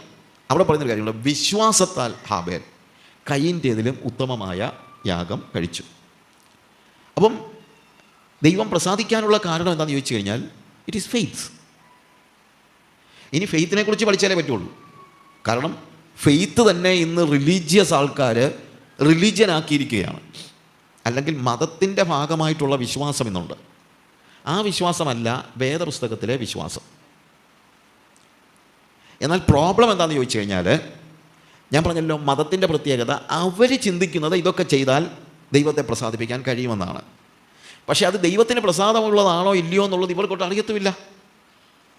അവിടെ ബ്ലൈൻഡായിട്ട് ഇവർ ഇത് ചെയ്താൽ ദൈവം പ്രസാദിക്കുമെന്ന് അങ്ങ് ഉറച്ചിരിക്കുകയാണ്. ഇത് ദൈവത്തിന് പ്രസാദമുണ്ടോ ഇല്ലയോ എന്ന് എങ്ങനെ അറിയും? പണ്ട് ഒരു ചെറുക്കൻ പരീക്ഷ എഴുതിയ കൂട്ടത്തിൽ തോക്കുമെന്ന് ഏതാണ്ട് ഉറപ്പായി. അപ്പോൾ കൂട്ടുകാരൻ പറഞ്ഞു, എടാ നീ സാറിനെ ചെന്ന് എന്തെങ്കിലും ഒരു സമ്മാനം കൊടുത്താൽ മതി, സാറ് നിന്നെ ജയിപ്പിക്കും. അപ്പോൾ ഇവൻ ചോദിച്ചു, ഞാൻ എന്തോ കൊടുക്കുന്നത്? അത് പുള്ളിക്ക് ഇഷ്ടമുള്ള എന്തെങ്കിലും കൊടുക്കണം. അതിപ്പോൾ ഞാനെങ്ങനെ അറിയുന്നത്? എടാ പുള്ളിക്ക് ഉണക്കമീൻ ഭയങ്കര ഇഷ്ടമാണെന്ന് ഇവൻ പറഞ്ഞു. ഇവൻ ഒരു പൊതി ഉണക്കമീനും കൊണ്ട് സാറിൻ്റെ അടുത്ത് എന്നിട്ട് പറഞ്ഞു, സാറേ പരീക്ഷയുടെ ദിവസം എനിക്ക് ഭയങ്കര തലവേദനയായിരുന്നു, എനിക്കൊന്നും എഴുതാൻ പറ്റിയില്ല, എന്നെ തോപ്പിക്കരുത്. സാറിന് ഇഷ്ടമുള്ള ഒരു കാര്യം ഞാൻ കൊണ്ടുവന്നിട്ടുണ്ട്. സാറ് തുറന്നു നോക്കിയപ്പോൾ ഉണക്കമീനാണ്, എടുത്തൊരു ഏറും കൊടുത്തിട്ട് പോടാ എൻ്റെ വീട്ടിൽ നിന്ന് പറഞ്ഞു. പുള്ളി പട്ടരായിരുന്നു. പുള്ളിക്ക് ഈസ് ടോട്ടലി വെജിറ്റേറിയൻ, പുള്ളി പട്ടര. അപ്പം ഇവൻ പറഞ്ഞ് എന്താണ്, നമ്മുടെ സാറിന് പ്രസാദമുള്ളത് ഉണക്കമീനാണ്. ഇതുപോലെയാ മതങ്ങളുടെ പ്രശ്നം. മതം പറയും ദൈവത്തിന് ഇഷ്ടമുള്ളത് ഇന്നതൊക്കെ ആണെന്ന് മതം പറയും, അത് നമ്മളങ്ങ് ഫോളോ ചെയ്യും. ഒടുവിൽ നമ്മുടെ ചിന്ത വെരി ഗുഡ്, എല്ലാം ശരിയായെന്നാണ്. പക്ഷേ മനുഷ്യൻ്റെ ചിന്തകളിൽ നിന്ന് എത്രയോ ഉയരത്തിലാണ് ദൈവം. അവന് പ്രസാദമുള്ളത് എന്തെന്ന് നമ്മൾ തിരിച്ചറിയണമെങ്കിൽ അവനുമായിട്ട് കമ്മ്യൂണിക്കേഷൻ ഉണ്ടാകണം. അവനുമായിട്ട് കമ്മ്യൂണിക്കേഷൻ ഉണ്ടാകാതെ നമുക്കൊരിക്കലും അത് ചെയ്യാനായിട്ട്, നമുക്ക് മനസ്സിലാക്കാനായിട്ട് കഴിയത്തില്ല. കർത്താവ് മത്തായിയുടെ സുവിശേഷം 7-ാം അധ്യായം 21-ാം വാക്യത്തിൽ പറഞ്ഞു, എന്നെ കർത്താവേ കർത്താവേ എന്ന് വിളിക്കുന്ന ഏവനുമല്ല, എൻ്റെ പിതാവിൻ്റെ ഇഷ്ടം ചെയ്യുന്നവനാണ് സ്വർഗരാജ്യത്തിൽ കിടക്കുന്നത്. അപ്പോൾ നോർമൽ വേയിൽ ആളുകൾ ചിന്തിച്ചിരിക്കുന്നത് എന്നെ കർത്താവേ കർത്താവേ എന്ന് വിളിക്കുന്നവനാണ്, അല്ലെങ്കിൽ ആരാധിക്കുന്നവനാണ്, അല്ലെങ്കിൽ നമ്മൾ പറയുന്നത് പോലെയുള്ള കാര്യങ്ങൾ ചെയ്യുന്നവനാണ് ദൈവപ്രസാദമുള്ളതും, അവനാണ് സ്വർഗത്തിൽ പോകുന്നത്. കർത്താവ് പറഞ്ഞു നോ, അവനല്ല. പിന്നെ ആരാണ്? കർത്താവിൻ്റെ ഇഷ്ടം ചെയ്യുന്നവൻ. അപ്പോൾ ഇതിനകത്തൊരു വലിയൊരു പ്രശ്നമുണ്ട്. ഇഷ്ടം ചെയ്യണമെങ്കിൽ ഇഷ്ടം എന്താണെന്നുള്ളത് അറിയണം. ഇഷ്ടം എന്താണെന്ന് അറിയാതെ ഇഷ്ടം ചെയ്യാൻ പറ്റുമോ? വലിയൊരു പ്രോബ്ലമാണ് അത്. ദൈവത്തിൻ്റെ ഇഷ്ടം എന്താണെന്നുള്ളത് അറിയാതെ ദൈവത്തിന് ഇഷ്ടമുള്ളതെന്ന് ഞാൻ ചിന്തിക്കുന്ന കാര്യങ്ങൾ ചെയ്താൽ ദൈവം എന്നിൽ പ്രസാദിക്കത്തില്ല. പക്ഷേ ഇന്ന് സംഭവിക്കുന്ന അതാണ്, ദൈവത്തിൻ്റെ ഇഷ്ടം എന്താണെന്നുള്ളത് നമ്മൾ കർത്താവിനോട് ചോദിക്കുന്നില്ല, അത് ചെയ്യാനായിട്ട് നമ്മൾ പരിശ്രമിക്കുന്നില്ല. പ്രിയമുള്ളവരെ, ഇത് വലിയ ഒരു വഞ്ചനയാണ്. അതുകൊണ്ടാണ് ഞാൻ പറഞ്ഞത് ഡിസപ്ഷൻസ് നമ്മൾ യൂദായുടെ ലേഖനത്തിലെ ഏറ്റവും വലിയ പ്രത്യേകതയാണ് വഞ്ചനകളെ. യൂദായുടെ ലേഖനം മാത്രമല്ല, യോഹന്നാൻ്റെ ലേഖനങ്ങൾ വായിക്കുമ്പോഴും പൗലോസിൻ്റെ പല ലേഖനങ്ങളിലും പത്രോസിൻ്റെ ലേഖനത്തിലും എല്ലാം വഞ്ചിക്കുന്നവരായ ആളുകൾ സഭയിൽ നുഴഞ്ഞു കയറുന്ന അന്ത്യകാലത്തെക്കുറിച്ച് പറഞ്ഞിരിക്കുന്നു. അന്ത്യകാലം അടുത്തെന്നുള്ളതിന് നമുക്ക് സയൻസ് ഒന്നും പഠിച്ചില്ലെങ്കിലും സഭയെ നോക്കിയാൽ തന്നെ മനസ്സിലാക്കാം, എത്രയോ ദുരുപദേശങ്ങളാണ് കടന്നുകൂടിയിരിക്കുന്നത്, എത്രയോ കള്ളപ്രവാചകന്മാരാണ് എഴുന്നേറ്റ് വന്നിരിക്കുന്നത്. അന്ത്യകാലത്ത് എന്ത് സംഭവിക്കുമെന്ന് കർത്താവ് പറഞ്ഞ കാര്യങ്ങളെല്ലാം അനുദിനം ഇവിടെ നിർവഹിക്കപ്പെട്ടുകൊണ്ടിരിക്കുന്നതായ ഒരു സന്ദർഭമാണ് നമ്മൾ കാണുന്നത്. ഓക്കെ, അപ്പോൾ റിലീജിയൻ്റെ ഒരു പ്രശ്നം എന്താണെന്ന് ചോദിച്ചു കഴിഞ്ഞാൽ, ഒന്ന്, റിലീജിയൻ ചെയ്യുന്നത് അല്ലെങ്കിൽ റിലീജിയനിൽ നമ്മൾ വിശ്വസിക്കുന്നത് ദൈവത്തിന് പ്രസാദമുള്ളതെന്ന് നമ്മൾ ചിന്തിക്കുന്ന കാര്യങ്ങൾ ചെയ്യുക. ഇനി അടുത്ത പ്രോബ്ലം എന്നാന്ന് ചോദിച്ചു കഴിഞ്ഞാൽ, കാൾ മാർക്സ് പറഞ്ഞൊരു കാര്യമുണ്ട്, മതം മനുഷ്യനെ മയക്കുന്ന കറപ്പാണ്. It is an opium. ഈ കറപ്പ് അല്ലെങ്കിൽ മയക്കുമരുന്ന്, ഈ മയക്കുമരുന്നിൻ്റെ ഒരു പ്രത്യേകത നമ്മളെ യാഥാർത്ഥ്യത്തിൻ്റെ ലോകത്ത് നിന്ന് ഒരു ഇല്യൂഷൻ്റെ, ഒരു മായിക ലോകത്തിലേക്ക് കൊണ്ടുപോകുന്നതാണ് മയക്കുമരുന്ന്. It takes you from the world of reality to the world of illusion. പക്ഷേ പ്രശ്നം, അത് ഇല്യൂഷൻ ആണെന്ന് നമുക്ക് തോന്നത്തില്ല. നമ്മൾ ചിന്തിക്കുന്നത് ഇതാണ് യാഥാർത്ഥ്യമെന്നാണ്. അതാണ് മയക്കുമരുന്നിൻ്റെ പ്രത്യേകത. ഇതേപോലെ ഒരു പ്രശ്നം മതത്തിനുണ്ട്. ഞാൻ ഈ മതമെന്ന് പറയുമ്പോഴത്തേക്ക് നിങ്ങൾ ആരും ചിന്തിക്കരുത് ഹിന്ദുമതവും ഇസ്ലാം മതവും സമുദായക്കാരും ഒന്നുമല്ല നമ്മുടെ മനസ്സിൽ വരേണ്ടത്. നമ്മുടെ സഭകളിലും ഈ മതമുണ്ട്. അതായത് യാഥാർത്ഥ്യത്തിൻ്റെ ലോകത്ത് നിന്നും ഒരു മായിക ലോകത്തിലേക്ക് നമ്മളെ കൊണ്ടുപോകുന്നതായ മതം. പ്രശ്നം, ആ മതത്തിൽ നമ്മൾ പെട്ടുപോയി കഴിഞ്ഞാൽ അത് അവർക്ക് ഭയങ്കര റിയാലിറ്റിയാണ്. അതുകൊണ്ട് അവർ ചിന്തിക്കും ഞങ്ങൾ ദൈവത്തെ പ്രസാദിപ്പിക്കുന്നു. മാനമര്യാദയ്ക്ക് ദൈവത്തെ പ്രസാദിപ്പിക്കുന്നവൻ അനാത്മികനാണെന്ന് ഇവർ പറഞ്ഞു കളയും. കാര്യം അവരുടെ ചിന്തയിലെ ദൈവപ്രസാദത്തിന് വേണ്ടി അവർ ചിന്തിക്കുന്ന കാര്യങ്ങളല്ല മറ്റവർ ചെയ്യുന്നത്. അപ്പോൾ ഇവർ പറയും ഇവൻ അനാത്മികനാണ്, അല്ലെങ്കിൽ ഇവൻ നരകത്തിൽ പോകുന്നൊക്കെ പറഞ്ഞു കളയും. പരീക്ഷന്മാർക്കൊക്കെ പറ്റിയ പ്രശ്നം അതാണ്. നമ്മൾ അതിനെക്കുറിച്ച് പഠിക്കാം. ഈ റിലിജ്യൻ്റെ വലിയൊരു പ്രോബ്ലം നമുക്കിവിടെ ഉണ്ട്. അപ്പോൾ അതൊന്ന് ഇതിനകത്തെ ഇപ്പം ഞാൻ ഈ കഴിഞ്ഞ ദിവസങ്ങളിലൊക്കെ പഠിപ്പിക്കുന്ന ഒരു കാര്യമുണ്ട്. സഭയിൽ റിലിജ്യനുമുണ്ട്, സ്പിരിച്വാലിറ്റിയുമുണ്ട്, മതവുമുണ്ട്, ആത്മീയതയുമുണ്ട്. There is religion not outside the church, inside the church there is religion and spirituality. ആത്മീയതയുമുണ്ട്, മതവുമുണ്ട്. കൂടുതൽ ആളുകൾ ഫോളോ ചെയ്യുന്നത് എപ്പോഴും മതമായിരിക്കും, അതിന് സംശയമൊന്നുമില്ല. വളരെ കുറച്ച് ആളുകൾ മാത്രമേ സ്പിരിച്വാലിറ്റി ഫോളോ ചെയ്യത്തുള്ളൂ. പക്ഷേ പ്രോബ്ലം, റിലീജിയൻ ഫോളോ ചെയ്യുന്നവർ അവരെക്കുറിച്ച് ചിന്തിക്കുന്നത് അവർ സ്പിരിച്വൽ ആണെന്നാണ്. അതാണ് ഞാൻ പറഞ്ഞത്, ദേ ആർ ലിവിങ് ഇൻ ഒരു ഇല്യൂഷൻ്റെ ലോകത്തിൽ, മായിക ലോകത്ത് കഴിയുന്നുണ്ട്. അവർ ചിന്തിക്കുന്നത് വി ആർ സ്പിരിച്വൽ. ഞങ്ങൾ റിലീജിയസ് ആണെന്നല്ല അവർ പറയുന്നത്, വി ആർ സ്പിരിച്വൽ എന്നാണ് പറയുന്നത്. കാര്യം ഞാൻ മുമ്പേ പറഞ്ഞല്ലോ, മയക്കുമരുന്ന് കഴിക്കുന്നവന് അവൻ്റെ ലോകം റിയലാണ് എന്നതുപോലെ മതമയക്കുമരുന്ന് കഴിക്കുന്നവനും സംഭവിക്കുന്നത് അവൻ്റെ ലോകം അവന് റിയലായിട്ട് തോന്നും. ഇതുപോലെ മതം ഫോളോ ചെയ്യുന്ന സഭയിലുള്ള ആളുകളും അവർ ചിന്തിക്കുന്നത് അവർ സ്പിരിച്വലാണെന്നാണ്. അതുകൊണ്ട് തന്നെ അവർക്ക് ഒരു കാരണവശാലും അവരിൽ ദൈവം പ്രസാദിക്കുകയില്ല എന്ന് പറഞ്ഞാൽ വിശ്വസിക്കത്തില്ല. കാര്യം അവർ ഇല്യൂഷനിലാണ് ജീവിക്കുന്നത്, ഇല്യൂഷനിലാണ്. അപ്പോൾ ദേ consider themselves more spiritual than the true spiritual people. യഥാർത്ഥ ആത്മീകരേക്കാൾ, അതായത് ഒരു ആത്മീയതയുടെ പരിവേഷം ഈ മതത്തിനുണ്ട്. അവർ കുറച്ചുകൂടെ ഹയർ സ്റ്റേജിലാണെന്ന് അവരുടെ ഒരു ചിന്ത. പക്ഷേ അവർ ഫോളോ ചെയ്യുന്നത് റിലീജിയനാണ്. ഈ ഫോൾസ് പ്രോഫറ്റ്സ് എല്ലാം ക്ലെയിം ചെയ്യുന്നത് അവരൊരു ഹയർ തലത്തിലാണെന്നാണ്. ശ്രദ്ധിച്ചിട്ടുണ്ടോ? നിങ്ങൾ ടി വിയിലൊക്കെ കാണുമല്ലോ, ഇപ്പോൾ ഒരു ദൂതൻ എൻ്റെ കയ്യിൽ പിടിച്ചിരിക്കുകയാണ്, ആ ദൂതൻ എന്നെ ഒരു മുറിയുടെ നടുക്കേക്ക് കൊണ്ടുവരുന്നു, അവിടെ ഒരു കസേര കിടപ്പുണ്ട്. ഓ, എന്തൊരു സ്പിരിച്വലല്ലേ! ആ കസേര മാറ്റി അതിൻ്റെ പുറകിൽ ഇതാ ഒരു അലമാര, ആ അലമാര തുറക്കുമ്പോൾ ഞാനൊരു മെഡിക്കൽ റിപ്പോർട്ട് കാണുന്നു എന്നൊക്കെ പറയുന്ന കേൾക്കുമ്പം നമ്മൾ ചിന്തിക്കും, അയ്യോ, ഈ ലോകത്തിലേക്കൊക്കെ ഇങ്ങോട്ട് പോകാൻ പറ്റിയോ? നമുക്ക് സ്വപ്നം പോലും കാണാൻ പറ്റാത്ത. You understand what I say? They consider themselves more spiritual than normal people. Normally spiritual people അവരങ്ങനെയാണ് ചിന്തിക്കുന്നത്. അതിന് വലിയൊരു മാർക്കറ്റ് ഉണ്ടെന്ന്. അതായത് ഇതുപോലെയുള്ള, ഇപ്പം എൻ്റെ അടുത്ത് ഒരാളെ വിളിച്ചിട്ട് പറഞ്ഞു, സാജുവേ, ഞാൻ ആഫ്രിക്ക വരുന്നുണ്ട്. ഞാൻ ചോദിച്ചു, ആഫ്രിക്കയിലോ? എങ്ങോട്ടാ വെച്ചാൽ? അത് ഞാൻ നൈജീരിയ. ഞാൻ ചോദിച്ചു, നൈജീരിയയിൽ ആരെ കാണാനാണ്? പ്രോഫറ്റ് ടി.ബി. ജോഷുവയെ കാണാനാണ് വരുന്നത്. ടി.ബി. ജോഷുവയെ ഞാൻ നേരിട്ടൊന്നും ഞാൻ കാണത്തൊന്നുമില്ല. ടി.ബി. ജോഷുവ ഒരു മീറ്റിങ്ങിന് പോകുന്ന കാര്യം പറഞ്ഞു. എടുത്തടിച്ച പോലെ ഞാനങ്ങ് പറഞ്ഞു, എനിക്കറിയാവുന്നതുകൊണ്ട്. അയ്യോ അച്ഛാ, അവിടെ തന്നെ പോകുന്നത്, അയാളൊരു ഫോൾസ് പ്രോഫറ്റ് അല്ലേ? ഞാൻ പറഞ്ഞു, അയാളൊരു കള്ളപ്രവാചകനല്ലേ, അവിടെ തന്നെ പോകുന്നത്. പിന്നെ അച്ചായൻ്റെ പ്രതികരണം, എല്ലാ തലമുറയിലെയും അഭിഷിക്തന്മാരായ ദൈവദാസന്മാരെ കുറിച്ച് മറ്റുള്ളവർ പറഞ്ഞിട്ടുള്ളത് അങ്ങനെയാണ്. കാര്യം മറ്റൊന്ന് ആലോചിക്കാൻ പോലും പറ്റാത്ത രീതിയിൽ ഇവരെന്ത് ചെയ്യുന്നു? ആത്മീയതയുടെ ഒരു പരിവേഷത്തിൽ ജീവിക്കുന്നു. പക്ഷെ അവർ ഫോളോ ചെയ്യുന്നത് റിലീജിയനാണ്. ആഫ്രിക്കയിലെ ദുർമന്ത്രവാദികളുടെ ഒരു മാമോദിസ മുഖ്യ പതിപ്പൊന്നേ ഉള്ളൂ മിക്ക പ്രോഫറ്റ്സും. പക്ഷേ ആളുകൾ അങ്ങ് ഭയങ്കര ബഹുമാനത്തോടെ ഏതാണ്ടൊരു ലോകം. ഇത് റിലീജിയനിൽ തന്നെയുള്ള കാര്യങ്ങളാണ്. റിലീജിയനുള്ള കാര്യങ്ങളാണ്. കയ്യിൻ്റെ ഇനി അതുപോട്ടെ, അതിനെക്കുറിച്ച് ഒത്തിരി നമ്മൾ പറഞ്ഞു പോയാൽ ഒത്തിരി കാര്യങ്ങൾ പറയാനുള്ള ഒരു കാര്യമുണ്ട്. ദൈവം എപ്പോഴും പ്രസാദിക്കുന്നത് വ്യക്തിയിലാണ്. പക്ഷേ റിലീജിയൻ ഫോളോ ചെയ്യുന്ന ആൾ ചിന്തിക്കുന്നത് അവൻ്റെ ആചാരങ്ങളിലാണ് ദൈവം പ്രസാദിക്കുന്നത് എന്നുള്ളതാണ്,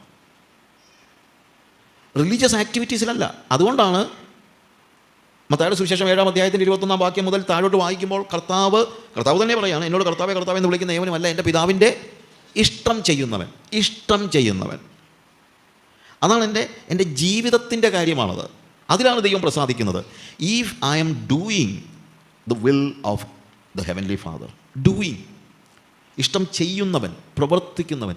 പ്രവൃത്തി വേണ്ട എന്നാണ് വ്യാജ കൃപയുടെ പ്രവാചകന്മാർ പറയുന്നത്. പ്രവൃത്തി ആവശ്യമേ ഇല്ല എന്നുള്ളതില്ല. പ്രവൃത്തി ആവശ്യമില്ല, അതൊന്നും നിങ്ങളെ അഫക്റ്റ് ചെയ്യുന്നില്ല. പക്ഷേ കർത്താവ് പറഞ്ഞതാണോ ഇവർ പറയുന്നതാണോ നമ്മൾ വിശ്വസിക്കുന്നത്? That is my question. കർത്താവ് പറഞ്ഞു, എന്നെ കർത്താവേ കർത്താവേ എന്ന് വിളിക്കുന്ന ഏവനുമല്ല എൻ്റെ പിതാവിൻ്റെ ഇഷ്ടം ചെയ്യുന്നവൻ. അപ്പോൾ ചെയ്യണമല്ലോ, ചെയ്യാതിരിക്കാൻ പറ്റില്ല. എന്ത് ചെയ്യണം? എന്തെങ്കിലും ചെയ്താൽ പോരാ, റിലീജിയൻ പോരാ, പിതാവിൻ്റെ ഇഷ്ടം. അതിൻ്റെ താഴെ പറയുന്ന ഓരോ കാര്യങ്ങൾ നമ്മൾ വായിച്ച് നോക്കുമ്പോഴും അന്ന് പലരും വന്ന് എന്നോട് എന്ത് പറയും? കർത്താവേ കർത്താവേ ഞങ്ങൾ നിൻ്റെ നാമത്തിൽ പ്രവചിക്കുകയും നിൻ്റെ നാമത്തിൽ ഭൂതങ്ങളെ പുറത്താക്കുകയും നിൻ്റെ നാമത്തിൽ വീര്യപ്രവൃത്തികൾ പ്രവർത്തിക്കുകയും ചെയ്തില്ലയോ? കർത്താവ് പറഞ്ഞ് എനിക്കറിയത്തില്ല, എനിക്ക് ആകെ അറിയാവുന്നത് അധർമ്മം പ്രവർത്തിച്ചു എന്നുള്ളതാണ്. ദൈവം പ്രസാദിച്ചത് ഇവൻ്റെ ശുശ്രൂഷയിൽ പോലുമല്ല. ദൈവം പ്രസാദിച്ചത് അവൻ്റെ ഭക്തിയിലല്ല, അവൻ്റെ ശുശ്രൂഷയിൽ പോലുമല്ല. അപ്പോൾ ശുശ്രൂഷ കൊണ്ട് പോലും ഒരാൾക്ക് ദൈവത്തെ പ്രസാദിപ്പിക്കാൻ പറ്റത്തില്ല. ഒന്ന്, ആചാരങ്ങൾ കൊണ്ട് പറ്റില്ല. ഇനി കുറച്ചുകൂടെ അപ്പുറത്തോട്ട് പറഞ്ഞു കഴിഞ്ഞാൽ ശുശ്രൂഷ കൊണ്ട് പോലും ഒരാൾക്ക് ദൈവത്തെ പ്രസാദിപ്പിക്കാൻ കഴിയില്ല. ദൈവത്തെ പ്രസാദിപ്പിക്കുന്നത് ദൈവത്തിൻ്റെ ഇഷ്ടം പ്രവർത്തിച്ചുകൊണ്ടാണ്.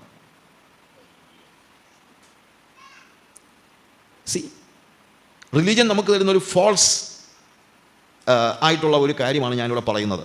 അപ്പോൾ അവിടെ ഈ റിലീജിയനിൽ നിൽക്കുന്ന ആളുകളുടെ ഒരു വലിയ പ്രശ്നം, ഡിസപ്ഷൻ എന്താണെന്ന് ചോദിച്ചു കഴിഞ്ഞാൽ, ഇവർ തെറ്റിപ്പോയി എന്നുള്ളത് ഇവർ പോലും അറിയുന്നില്ല. They do not know that they are fallen. അവർ ചിന്തിക്കുന്നത് അവരാണ് കറക്റ്റ് എന്നാണ്. ഞാൻ മുമ്പേ പറഞ്ഞല്ലോ, കയ്യിൻ്റെയും പ്രശ്നം അതായിരുന്നു.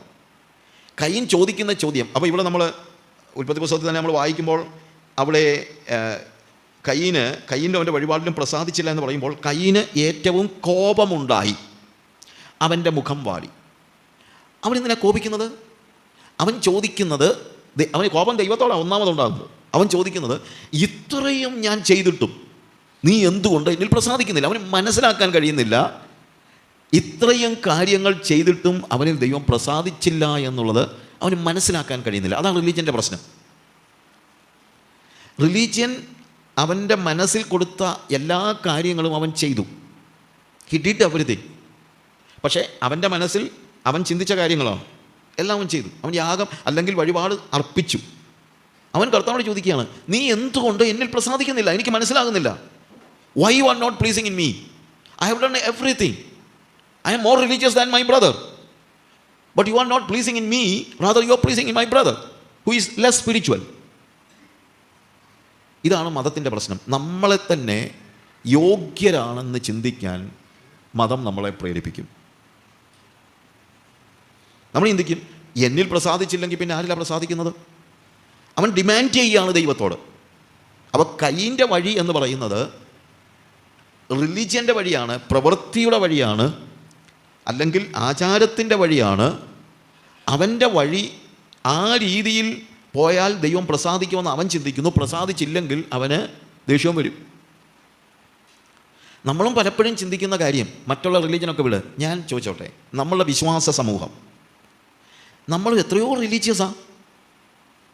കാരണം നമ്മൾ ചിന്തിക്കുന്നത്, നമ്മൾ സഭയിൽ വരുന്നത് കൊണ്ടും ആരാധിക്കുന്നത് കൊണ്ടും പാട്ട് പാടുന്നത് കൊണ്ടും ഒരു പരിധിവരെ ഉപവാസം എടുക്കുന്നത് കൊണ്ടും ഒക്കെ ദൈവം നമ്മിൽ അല്ലെങ്കിൽ ദൈവത്തിൽ പ്രസാദിക്കാതിരിക്കയില്ല എന്നുള്ളതാണ്.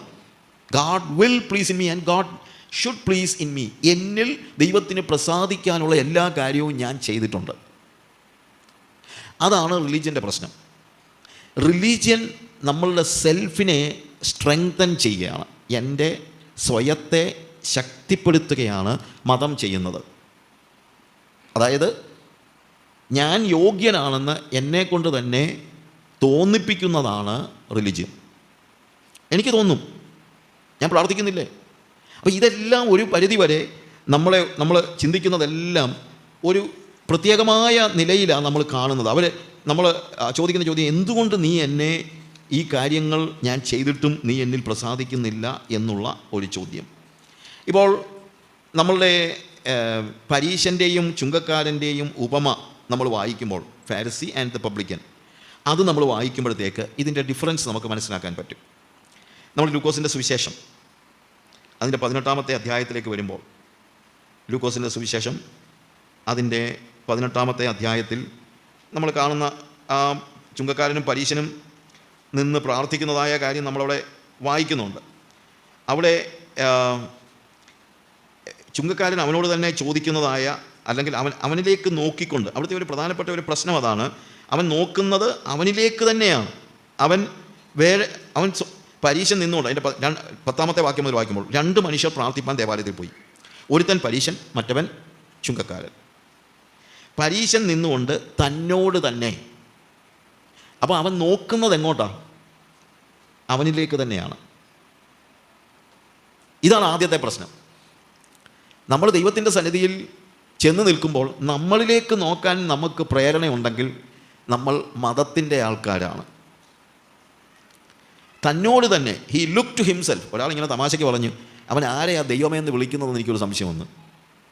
അതായത് പരീശൻ നിന്നുകൊണ്ട് തന്നോട് തന്നെ ദൈവമേ, അങ്ങനല്ല അവിടെ എഴുതിയിരിക്കുന്നത്. എങ്കിലും ദൈവത്തെക്കാൾ അധികം മോശമൊന്നും അല്ലാത്ത ഒരാളെന്നുള്ള നിലയിലാണ് ഇവൻ്റെ ഇടപാട്.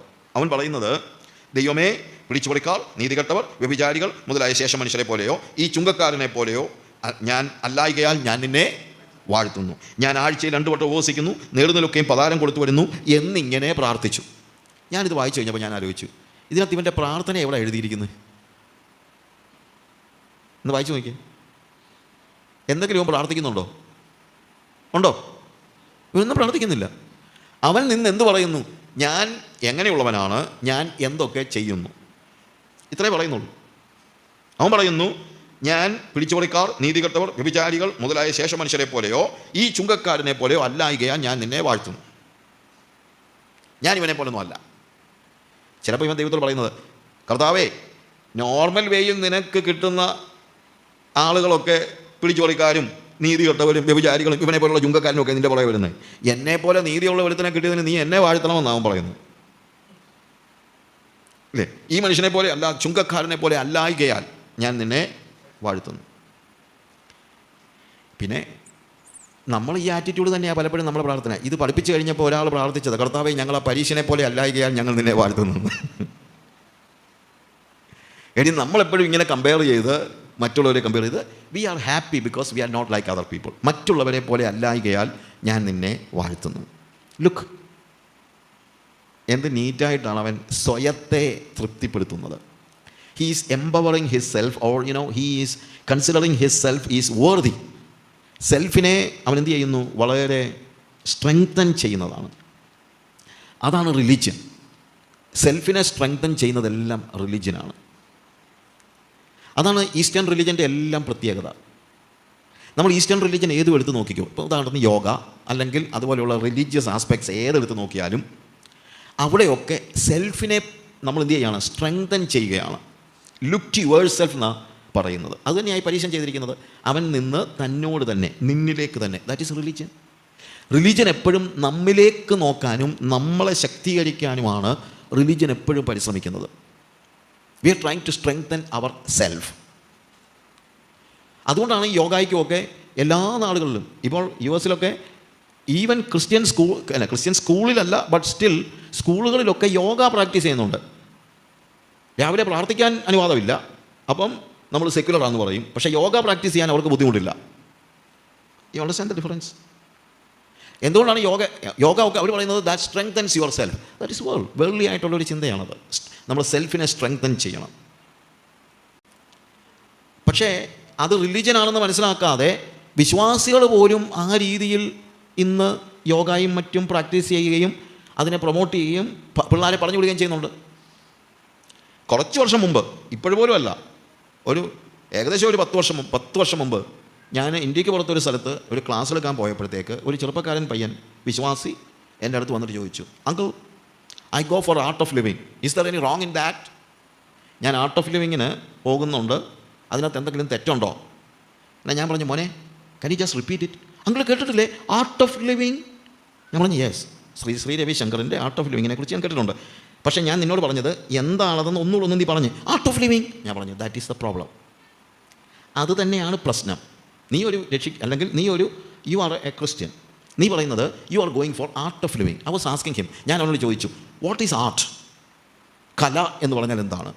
അറിയത്തില്ല. പിള്ളേർക്ക് ചുമ്മാ പോകുന്നതല്ല, ഇവർക്കൊന്നും അറിയത്തില്ല. ഞാൻ പറഞ്ഞ കല എന്ന് പറഞ്ഞാൽ നീ എന്നെ നോക്കിയിട്ട് ഒരു പടം വരയ്ക്കുക, ആ പടം കലയാണ്, ദാറ്റ് ഈസ് ആർട്ട്. റിയൽ അല്ല. റിയൽ എന്ന് പറയുന്നത് ഞാനാണ്. You get my point? യാഥാർത്ഥ്യം ഞാനാണ്, എൻ്റെ പടം ഒരു കലയാണ്. ശ്രീ രവിശങ്കറിൻ്റെ ആർട്ട് ഓഫ് ലിവിങ് എന്ന് പറഞ്ഞു കഴിഞ്ഞാൽ അതിൻ്റെ അർത്ഥം അതിനകത്ത് ലൈഫില്ലെന്നാണ്. കാരണം ജീവന കലയാണത്, ആർട്ട് ഓഫ് ലിവിങ്, ആർട്ടാണത്, അത് ലൈഫല്ല.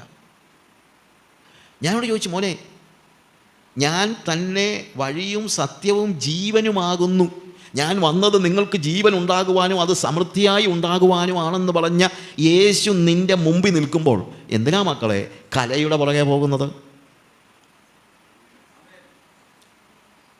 US നമ്മുടെ ജെയിംസൊക്കെ എന്ന് പറഞ്ഞാൽ വെച്ചാൽ ഇന്ന് US ഇന്ത്യൻ പിള്ളേരുടെയും US പിള്ളേരുടെയും നമ്മൾ ഏറ്റവും കൂടുതൽ ഫേസ് ചെയ്യുന്ന ഒരു പ്രോബ്ലം, ഇവരെല്ലാം ഈസ്റ്റേൺ റിലീജിയൻ്റെ പുറകെയാണ്. ഇവരുടെ അടുത്ത് ചെന്ന് ഇത് പറഞ്ഞ് മനസ്സിലാക്കി കൊടുക്കാനായിട്ട് ആളുമില്ല. അവർ പറയുന്നത് ഇറ്റ് ഈസ് ആൻ എക്സസൈസ് എന്നൊക്കെയാണ് പറയുന്നത്. It is not just an exercise, it is asking you to build your self.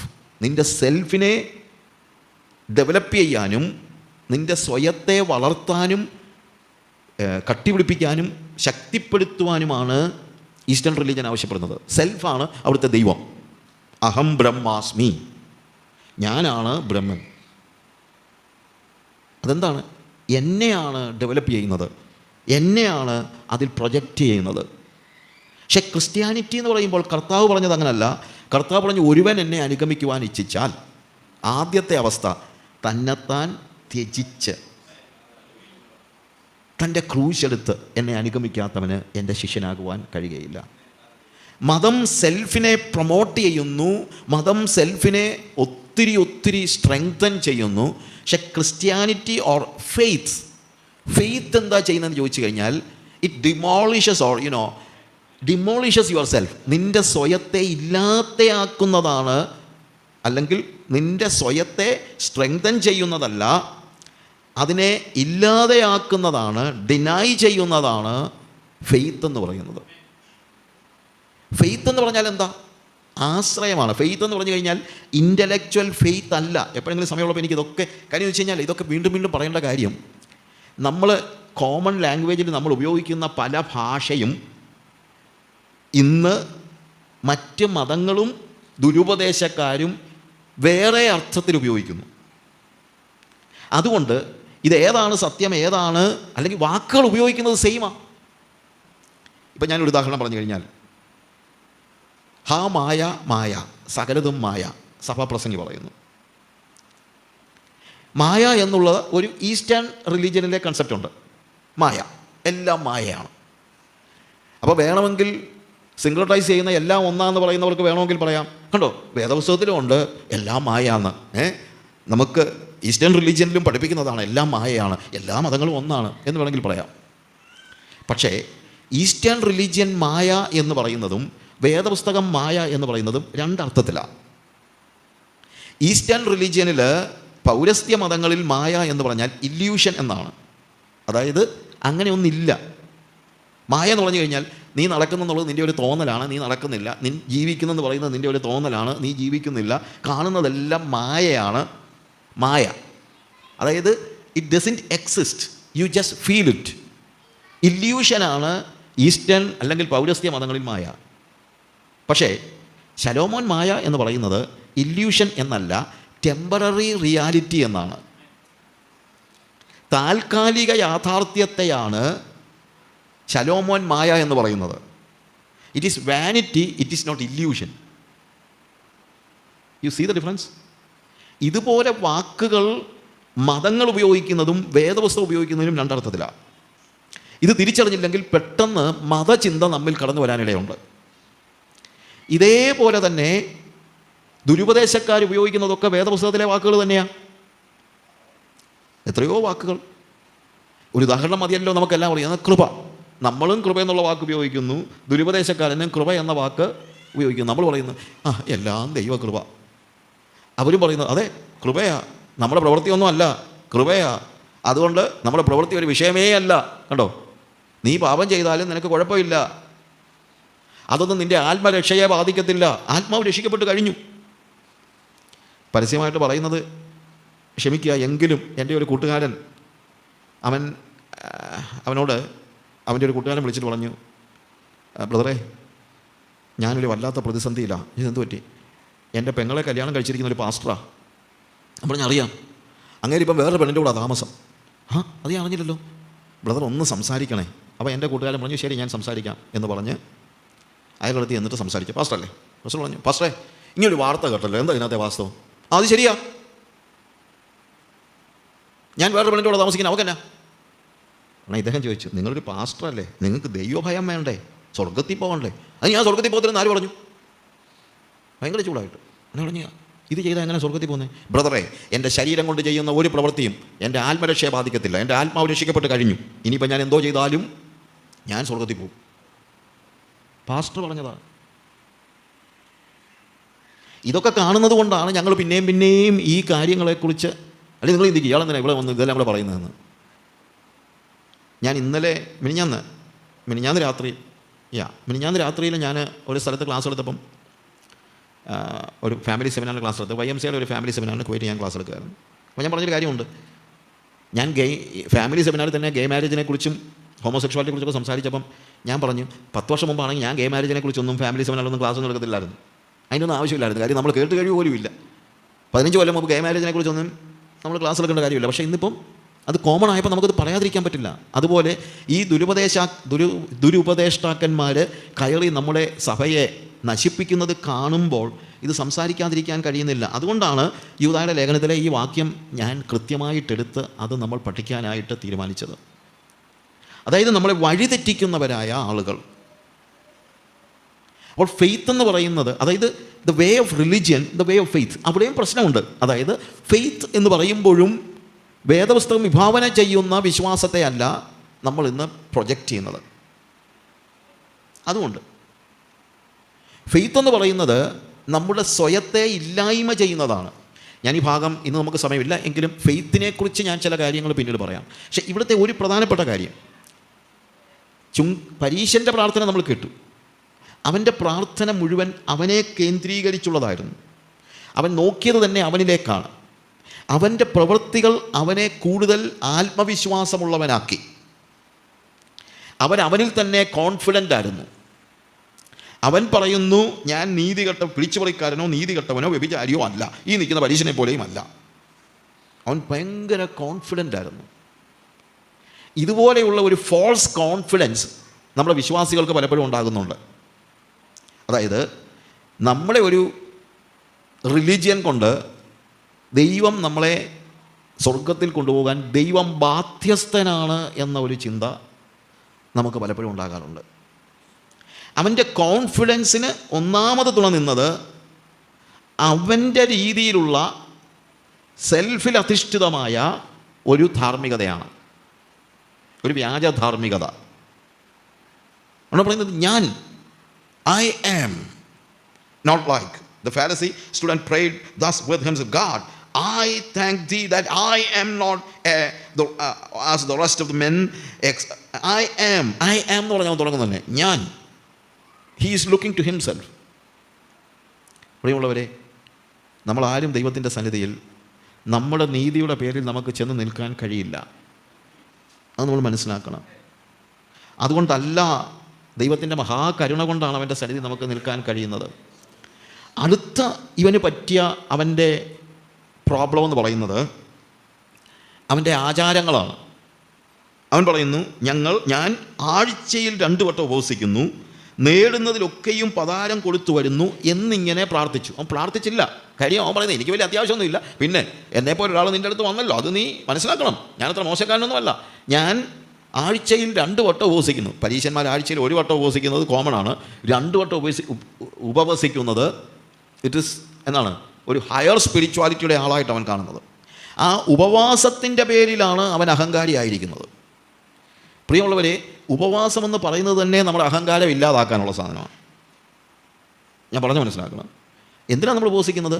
നമ്മൾ ഉപവസിക്കുന്നത് നമ്മിലുള്ള അഹങ്കാരവും നമ്മിലുള്ള അസൂയയും നമ്മിലുള്ള ദൈവികമല്ലാത്ത കാര്യങ്ങളെയൊക്കെ നമുക്ക് മാറ്റിക്കളയാൻ വേണ്ടിയാണ് ഫാസ്റ്റിംഗ്. ഫാസ്റ്റിങ്ങിനെ കുറിച്ച് നമ്മൾ പഠിക്കണം. വേദപുസ്തകത്തിൽ ഉപവാസവും ആത്മതപനവും എപ്പോഴും ഒരുമിച്ചാണ് പോകുന്നത്. ആത്മതപനമില്ലാതെ ഉപവാസമില്ല. എന്താണ് ആത്മതപനം? ആത്മതപനം എന്നുപയോഗിച്ചിരിക്കുന്ന വാക്കിൻ്റെ അർത്ഥം എൻ്റെ ഡീപ്പ് സെൽഫിൽ ഉള്ള എല്ലാ അഴുക്കിനെയും തപിപ്പിച്ച് കളയുന്ന, റിനൗൺസിങ് അവർ സെൽഫ്, നമ്മുടെ സെൽഫിനെ റിനൗൺസ് ചെയ്യുന്ന, നമ്മുടെ സെൽഫിനെ ശുദ്ധീകരിക്കുവാൻ നമ്മൾ ഏൽപ്പിച്ചു കൊടുക്കുന്നതാണ് ആത്മതപനം. ഞാൻ ഉപവാസത്താൽ ആത്മതപനം ചെയ്തു എന്നൊക്കെയാണല്ലോ പറയുന്നത്. അത് ചേർന്ന് പോകുന്ന, ഞങ്ങൾ ഉപവസിക്കുന്നു നീ നോക്കുന്നില്ല, ഞങ്ങൾ നോമ്പ് നോൽക്കുന്നു നീ ശ്രദ്ധിക്കുന്നില്ല, ഞങ്ങൾ ആത്മതപനം ചെയ്യുന്നു. ആത്മതപനം ഉപവാസത്തോട് ചേർന്ന് പോകേണ്ടതാണ്. ആത്മതപനം അഫ്ലിക്റ്റിംഗ് അവർ സോൾ, നമ്മുടെ സോളിൽ പറ്റിപ്പിടിച്ചിരിക്കുന്ന എല്ലാ കുറവുകളെയും തപിപ്പിക്കുന്നതാണ് ഉപവാസം. നമ്മൾ ഈ ഭൂമിയിൽ ജീവിച്ചിരിക്കുമ്പോൾ പല കാര്യങ്ങൾ നമ്മുടെ സോളിൽ പറ്റിപ്പിടിക്കുന്നെങ്കിൽ ദൈവസന്നിധിയിലിരുന്ന് നമ്മുടെ കുറവുകൾ മനസ്സിലാക്കി ദൈവികമായി അതിനെ തപിപ്പിക്കുന്നത് ആണ് ഉപവാസത്തിൻ്റെ ഭാഗം. അഹങ്കാരം ഉണ്ടെങ്കിൽ അഹങ്കാരം കളയാനാണ് ഉപവാസം, അല്ലാതെ അഹങ്കരിക്കാനല്ല ഉപവാസം. അതൊന്നും പരസ്യമായിട്ട് സ്റ്റേഡിയത്തിൽ നടത്തേണ്ട കാര്യവുമല്ല. അതും നമ്മൾ മനസ്സിലാക്കണം. ഒരാൾ പറഞ്ഞു ഉപവാസ പ്രാർത്ഥന നടത്തി 4 ലക്ഷം രൂപ ആയെന്ന്. എനിക്കിപ്പോഴും മനസ്സിലാകുന്നില്ല. ഉപവാസ പ്രാർത്ഥന നടത്തി എന്തോ 4 ലക്ഷം രൂപ. അത് ഓരോ ദിവസം ഓരോ പാട്ട് ഗ്രൂപ്പിനെ വിളിച്ചെന്ന്. ഇവിടെ ഉപവാസം കൊടുക്കുമ്പോൾ നമ്മൾ ദൈവസന്നിധിയിലല്ലേ ഇരിക്കുന്നത്, നമുക്കങ്ങ് പാടിയാൽ പോരെ? എന്തിനാ കാശ് കൊടുത്ത് പാട്ട് ഗ്രൂപ്പിനെ വിളിക്കുന്നത്? അല്ലേ, നമ്മൾ കൺവെൻഷൻ നടത്തുന്നതല്ലേ, ഉപവാസ പ്രാർത്ഥന നടത്തുമ്പോൾ എൻ്റെ ചോദ്യം, ഉപവാസത്തിനിരിക്കുമ്പോൾ എന്തിനാണ് പ്രൊഫഷണലായിട്ട് കാശ് കൊടുത്ത് ആളെ കൊണ്ടുവരുന്നത്? കൺവെൻഷൻ പോലും കൊണ്ടുവരുന്നതിന് ഞാനെതിരാണ്. പക്ഷേ നമ്മുടെ ചിന്ത പിന്നെ ഓരോ ദിവസം ഓരോരുത്തരെ വിളിച്ച് പ്രസംഗിപ്പിക്കണം, അവർക്കെല്ലാം മൃഷ്ടാന്നമായിട്ട് ഭോജനം കൊടുക്കണം, എല്ലാം ഉണ്ട്. നമ്മൾ ഉപവാസത്തെക്കുറിച്ച് നമ്മൾ മനസ്സിലാക്കുന്നതേയില്ല. അപ്പോൾ ഇവൻ അതിനകത്ത് ഒരു മനസംതൃപ്തി ഉണ്ട്, അത് നമുക്കെല്ലാം ഉണ്ട്. ബ്രദറെ, കഴിഞ്ഞ വർഷവും 2 പ്രാവശ്യം 21 ഇരിക്കാൻ കർത്താവ് സഹായിച്ചു. ഇത് ആരോടാ പറയുന്നത്? നിങ്ങളങ്ങ് ഇരിക്കേ, ഇരുന്നിട്ട് ദൈവസന്നിധിയിൽ ഇരുന്ന് നമ്മുടെ ഉള്ളിലുള്ള ഈ പ്രൈഡും കുറ്റം പറച്ചിലും അമ്മായിയമ്മ മരുമോളോടും മരുമോൾ അമ്മായിയമ്മയും ഒക്കെ കെട്ടിപ്പിടിച്ച് പാപം ഏറ്റു പറഞ്ഞ് അതിനൊക്കെയാണ് ഉപവാസം. ഉപവാസവും പ്രാർത്ഥനയും ഒക്കെ എന്തെങ്കിലും കിട്ടാൻ വേണ്ടിയല്ല, അത് നിങ്ങൾ മനസ്സിലാക്കണം. ഒരു പുസ്തകം ഞാൻ ഈ അടുത്ത സമയത്ത് ഒരു ചെറിയൊരു ബുക്കിലെറ്റ് ഒരാൾ എഴുതിയിരിക്കുകയാണ്. സെക്രട്ടേറിയറ്റ് പഠിക്കൽ, കാര്യം സാധിക്കുമ്പോഴേയും ഉപവാസം ഇരിക്കുന്നത് നിങ്ങൾ കണ്ടിട്ടില്ലേ? അതുപോലെ ദൈവസന്നിധിയിൽ കാര്യം സാധിക്കുമ്പോഴേയും നിങ്ങൾ ദൈവസന്നിധിയിൽ ദൈവത്തെ വിടരുത്. അവിടെ തന്നെ പിണറായി വിജയനാണോ ഇരിക്കുന്നത്? എനിക്കറിയാൻ കഴിഞ്ഞിട്ട് ചോദിക്കുക. പ്രിയമുള്ളവരെ, എൻ്റെ ഇഷ്ടങ്ങൾ സാധിപ്പിക്കാൻ ദൈവത്തിൻ്റെ അടുത്ത് പോയി നിരാഹാരം ഇരിക്കുന്നതല്ല ഉപവാസം. പരീശനെ സംബന്ധിച്ചിടത്തോളം അവൻ്റെ ചിന്ത, അവനൊരു വേർച്വൽ, അവൻ കണക്കൊക്കെ ഞാൻ ആഴ്ചയിൽ 2 വട്ടം ഉപവസിക്കുന്നു. ഉപവാസത്തെക്കുറിച്ച് ദയവ് ചെയ്തൊന്നും പറയരുത്. ഉപവസിച്ചോ, കുഴപ്പമൊന്നുമില്ല, ഉപവസിക്കണം. പക്ഷെ ഉപവാസം എന്തിനു വേണ്ടിയാണ്? ആത്മതപനത്തിന് വേണ്ടി, ടു അഫ്ലിക്റ്റ് അവർ സോൾ. നമ്മുടെ ഉള്ളിലുള്ള എല്ലാ കുറവുകളെയും പുറത്തു കൊണ്ടുവരാൻ തന്നെയല്ല, അതിനെ തപിപ്പിച്ച് കളയാൻ.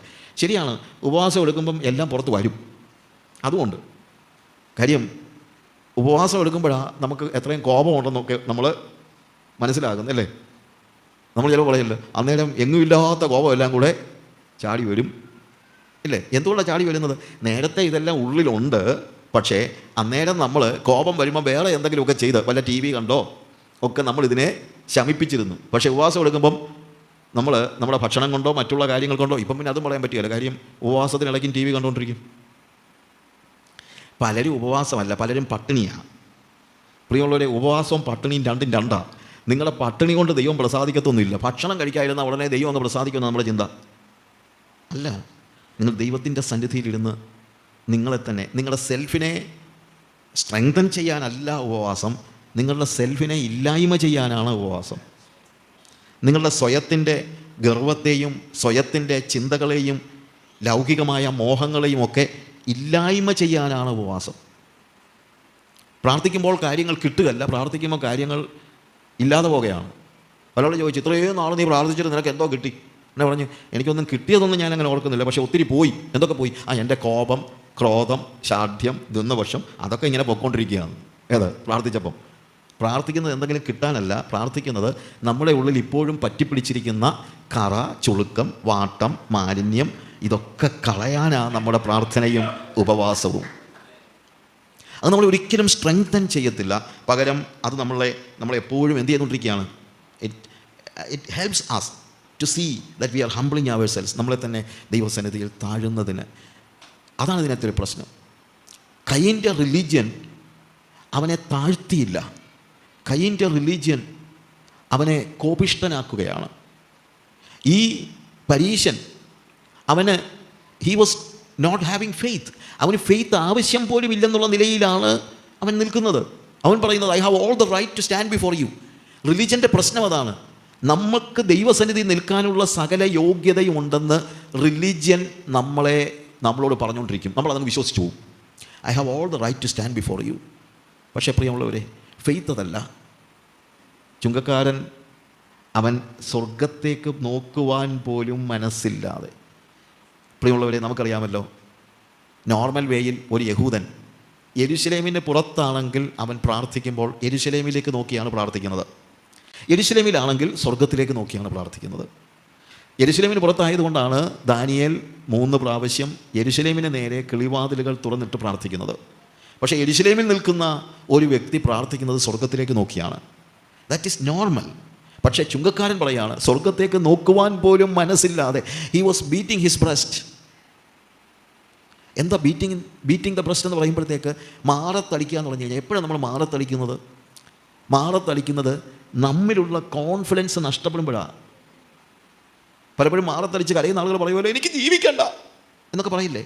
ഇൻഫാക്റ്റ് അതാണ് അതിൻ്റെ അർത്ഥം. ജീവിക്കണ്ട എന്നുള്ള റിബല്യസ് ആയിട്ടല്ല, എനിക്ക് ജീവിക്കാനുള്ള യോഗ്യതയില്ല എന്ന് പറഞ്ഞാണ് ഒരാൾ മാറത്തടിക്കുന്നത്.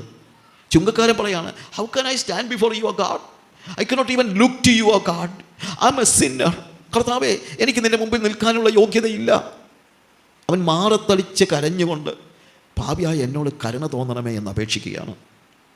പ്രിയമുള്ളവരെ, അതവൻ പാപിയായതുകൊണ്ടല്ലെന്ന് ചിലപ്പോൾ നമ്മൾ പറയും. അതാണ് നമ്മുടെ പ്രശ്നം. അത് തന്നെ പറഞ്ഞുള്ളൂ പരീശനും, ഇവൻ പാപിയാ അല്ലേ? അതല്ലേ അവൻ പറഞ്ഞുള്ളൂ. പരീശൻ പറഞ്ഞാൽ ഈ നിൽക്കുന്ന ചുങ്കക്കാരനെ പോലെ. പക്ഷേ ആ ചുങ്കക്കാരൻ മാറത്തടിച്ച് നിലവിളിക്കുന്നു. വേദപുസ്തകം പറയുന്നത്, കർത്താവ് പറയാണ്, അവൻ നീതീകരിക്കപ്പെട്ടവനായി മടങ്ങിപ്പോയി. മറ്റവൻ അങ്ങനെയല്ല. എപ്പോഴാണ് നമ്മൾ നീതീകരിക്കപ്പെടുന്നത്? നീതീകരിക്കപ്പെടുന്നത് ഫെയ്ത്തിലാണ്. ഫെയ്ത്ത് എന്താണ്? ട്രസ്റ്റ്. എന്തിലുള്ള ട്രസ്റ്റ്? നമ്മിലുള്ള ട്രസ്റ്റ് നഷ്ടപ്പെട്ടാലേ നമുക്ക് ദൈവത്തിൽ ആശ്രയിക്കാൻ പറ്റുള്ളൂ. നമ്മിലുള്ള ആശ്രയം നഷ്ടപ്പെട്ടാൽ, ഒരു കാര്യം ഞാൻ പറയാം, നമുക്ക് ഇന്ന് ഭൂമിയിൽ ഇരിക്കുമ്പോൾ കടന്നു ചെല്ലാൻ ദൈവം ഒരു സിംഹാസനമേ ഭൂമിയിൽ വെച്ചിട്ടുള്ളൂ. അത് കൃപാസനമാണ്. പ്രതിഫലം നൽകുന്നതൊക്കെ അങ്ങ് മോളിലാണ്. അതുകൊണ്ട് ഇവിടെ ഇരിക്കുമ്പോൾ, കർത്താവേ, കഴിഞ്ഞ വർഷങ്ങളിലൊക്കെ വടക്കേ ഇന്ത്യയിലെ വേലയ്ക്ക് വേണ്ടി എല്ലാ മാസവും 2000 രൂപ വെച്ച് അയച്ചു കൊടുത്തുകൊണ്ടിരുന്നതിനെ ഓർക്കണമേ കർത്താവേ എന്നൊക്കെ പറഞ്ഞാലൊന്നും അങ്ങോട്ട് ചെല്ലത്തില്ല. അതിൻ്റെ പേരിൽ, കൊടുത്തതിൻ്റെ പേരിൽ, സ്വത്രാഴ്ചയിട്ടതിൻ്റെ പേരിൽ, അതിൻ്റെ ഒന്നും പേരിൽ നമുക്ക് അങ്ങോട്ട് ചെല്ലാൻ പറ്റില്ല. നിങ്ങളുടെ ഉപവാസത്തിൻ്റെ പേരിൽ പോലും നിങ്ങൾക്ക് കർത്താവിൻ്റെ അടുത്ത് ചെല്ലാൻ പറ്റില്ല. നിങ്ങളുടെ പതാരത്തിൻ്റെ പേരിൽ, നിങ്ങളുടെ ദശാംശത്തിൻ്റെ പേരിൽ നിങ്ങൾക്ക് അങ്ങോട്ട് ചെല്ലാൻ കഴിയില്ല. You understand? ദൈവകൃപയിലല്ലാതെ വേറെ ഒന്നും നമുക്ക് ആശ്രയിക്കാനില്ല. അതുകൊണ്ട് തക്ക സമയത്ത് കരുണ ലഭിക്കേണ്ടതിന് കൃപാസനത്തിങ്കിലേക്ക് അടുത്ത് ചെല്ലുവാൻ. കണ്ണുകളെ അടയ്ക്കാൻ ഒരു നിമിഷം.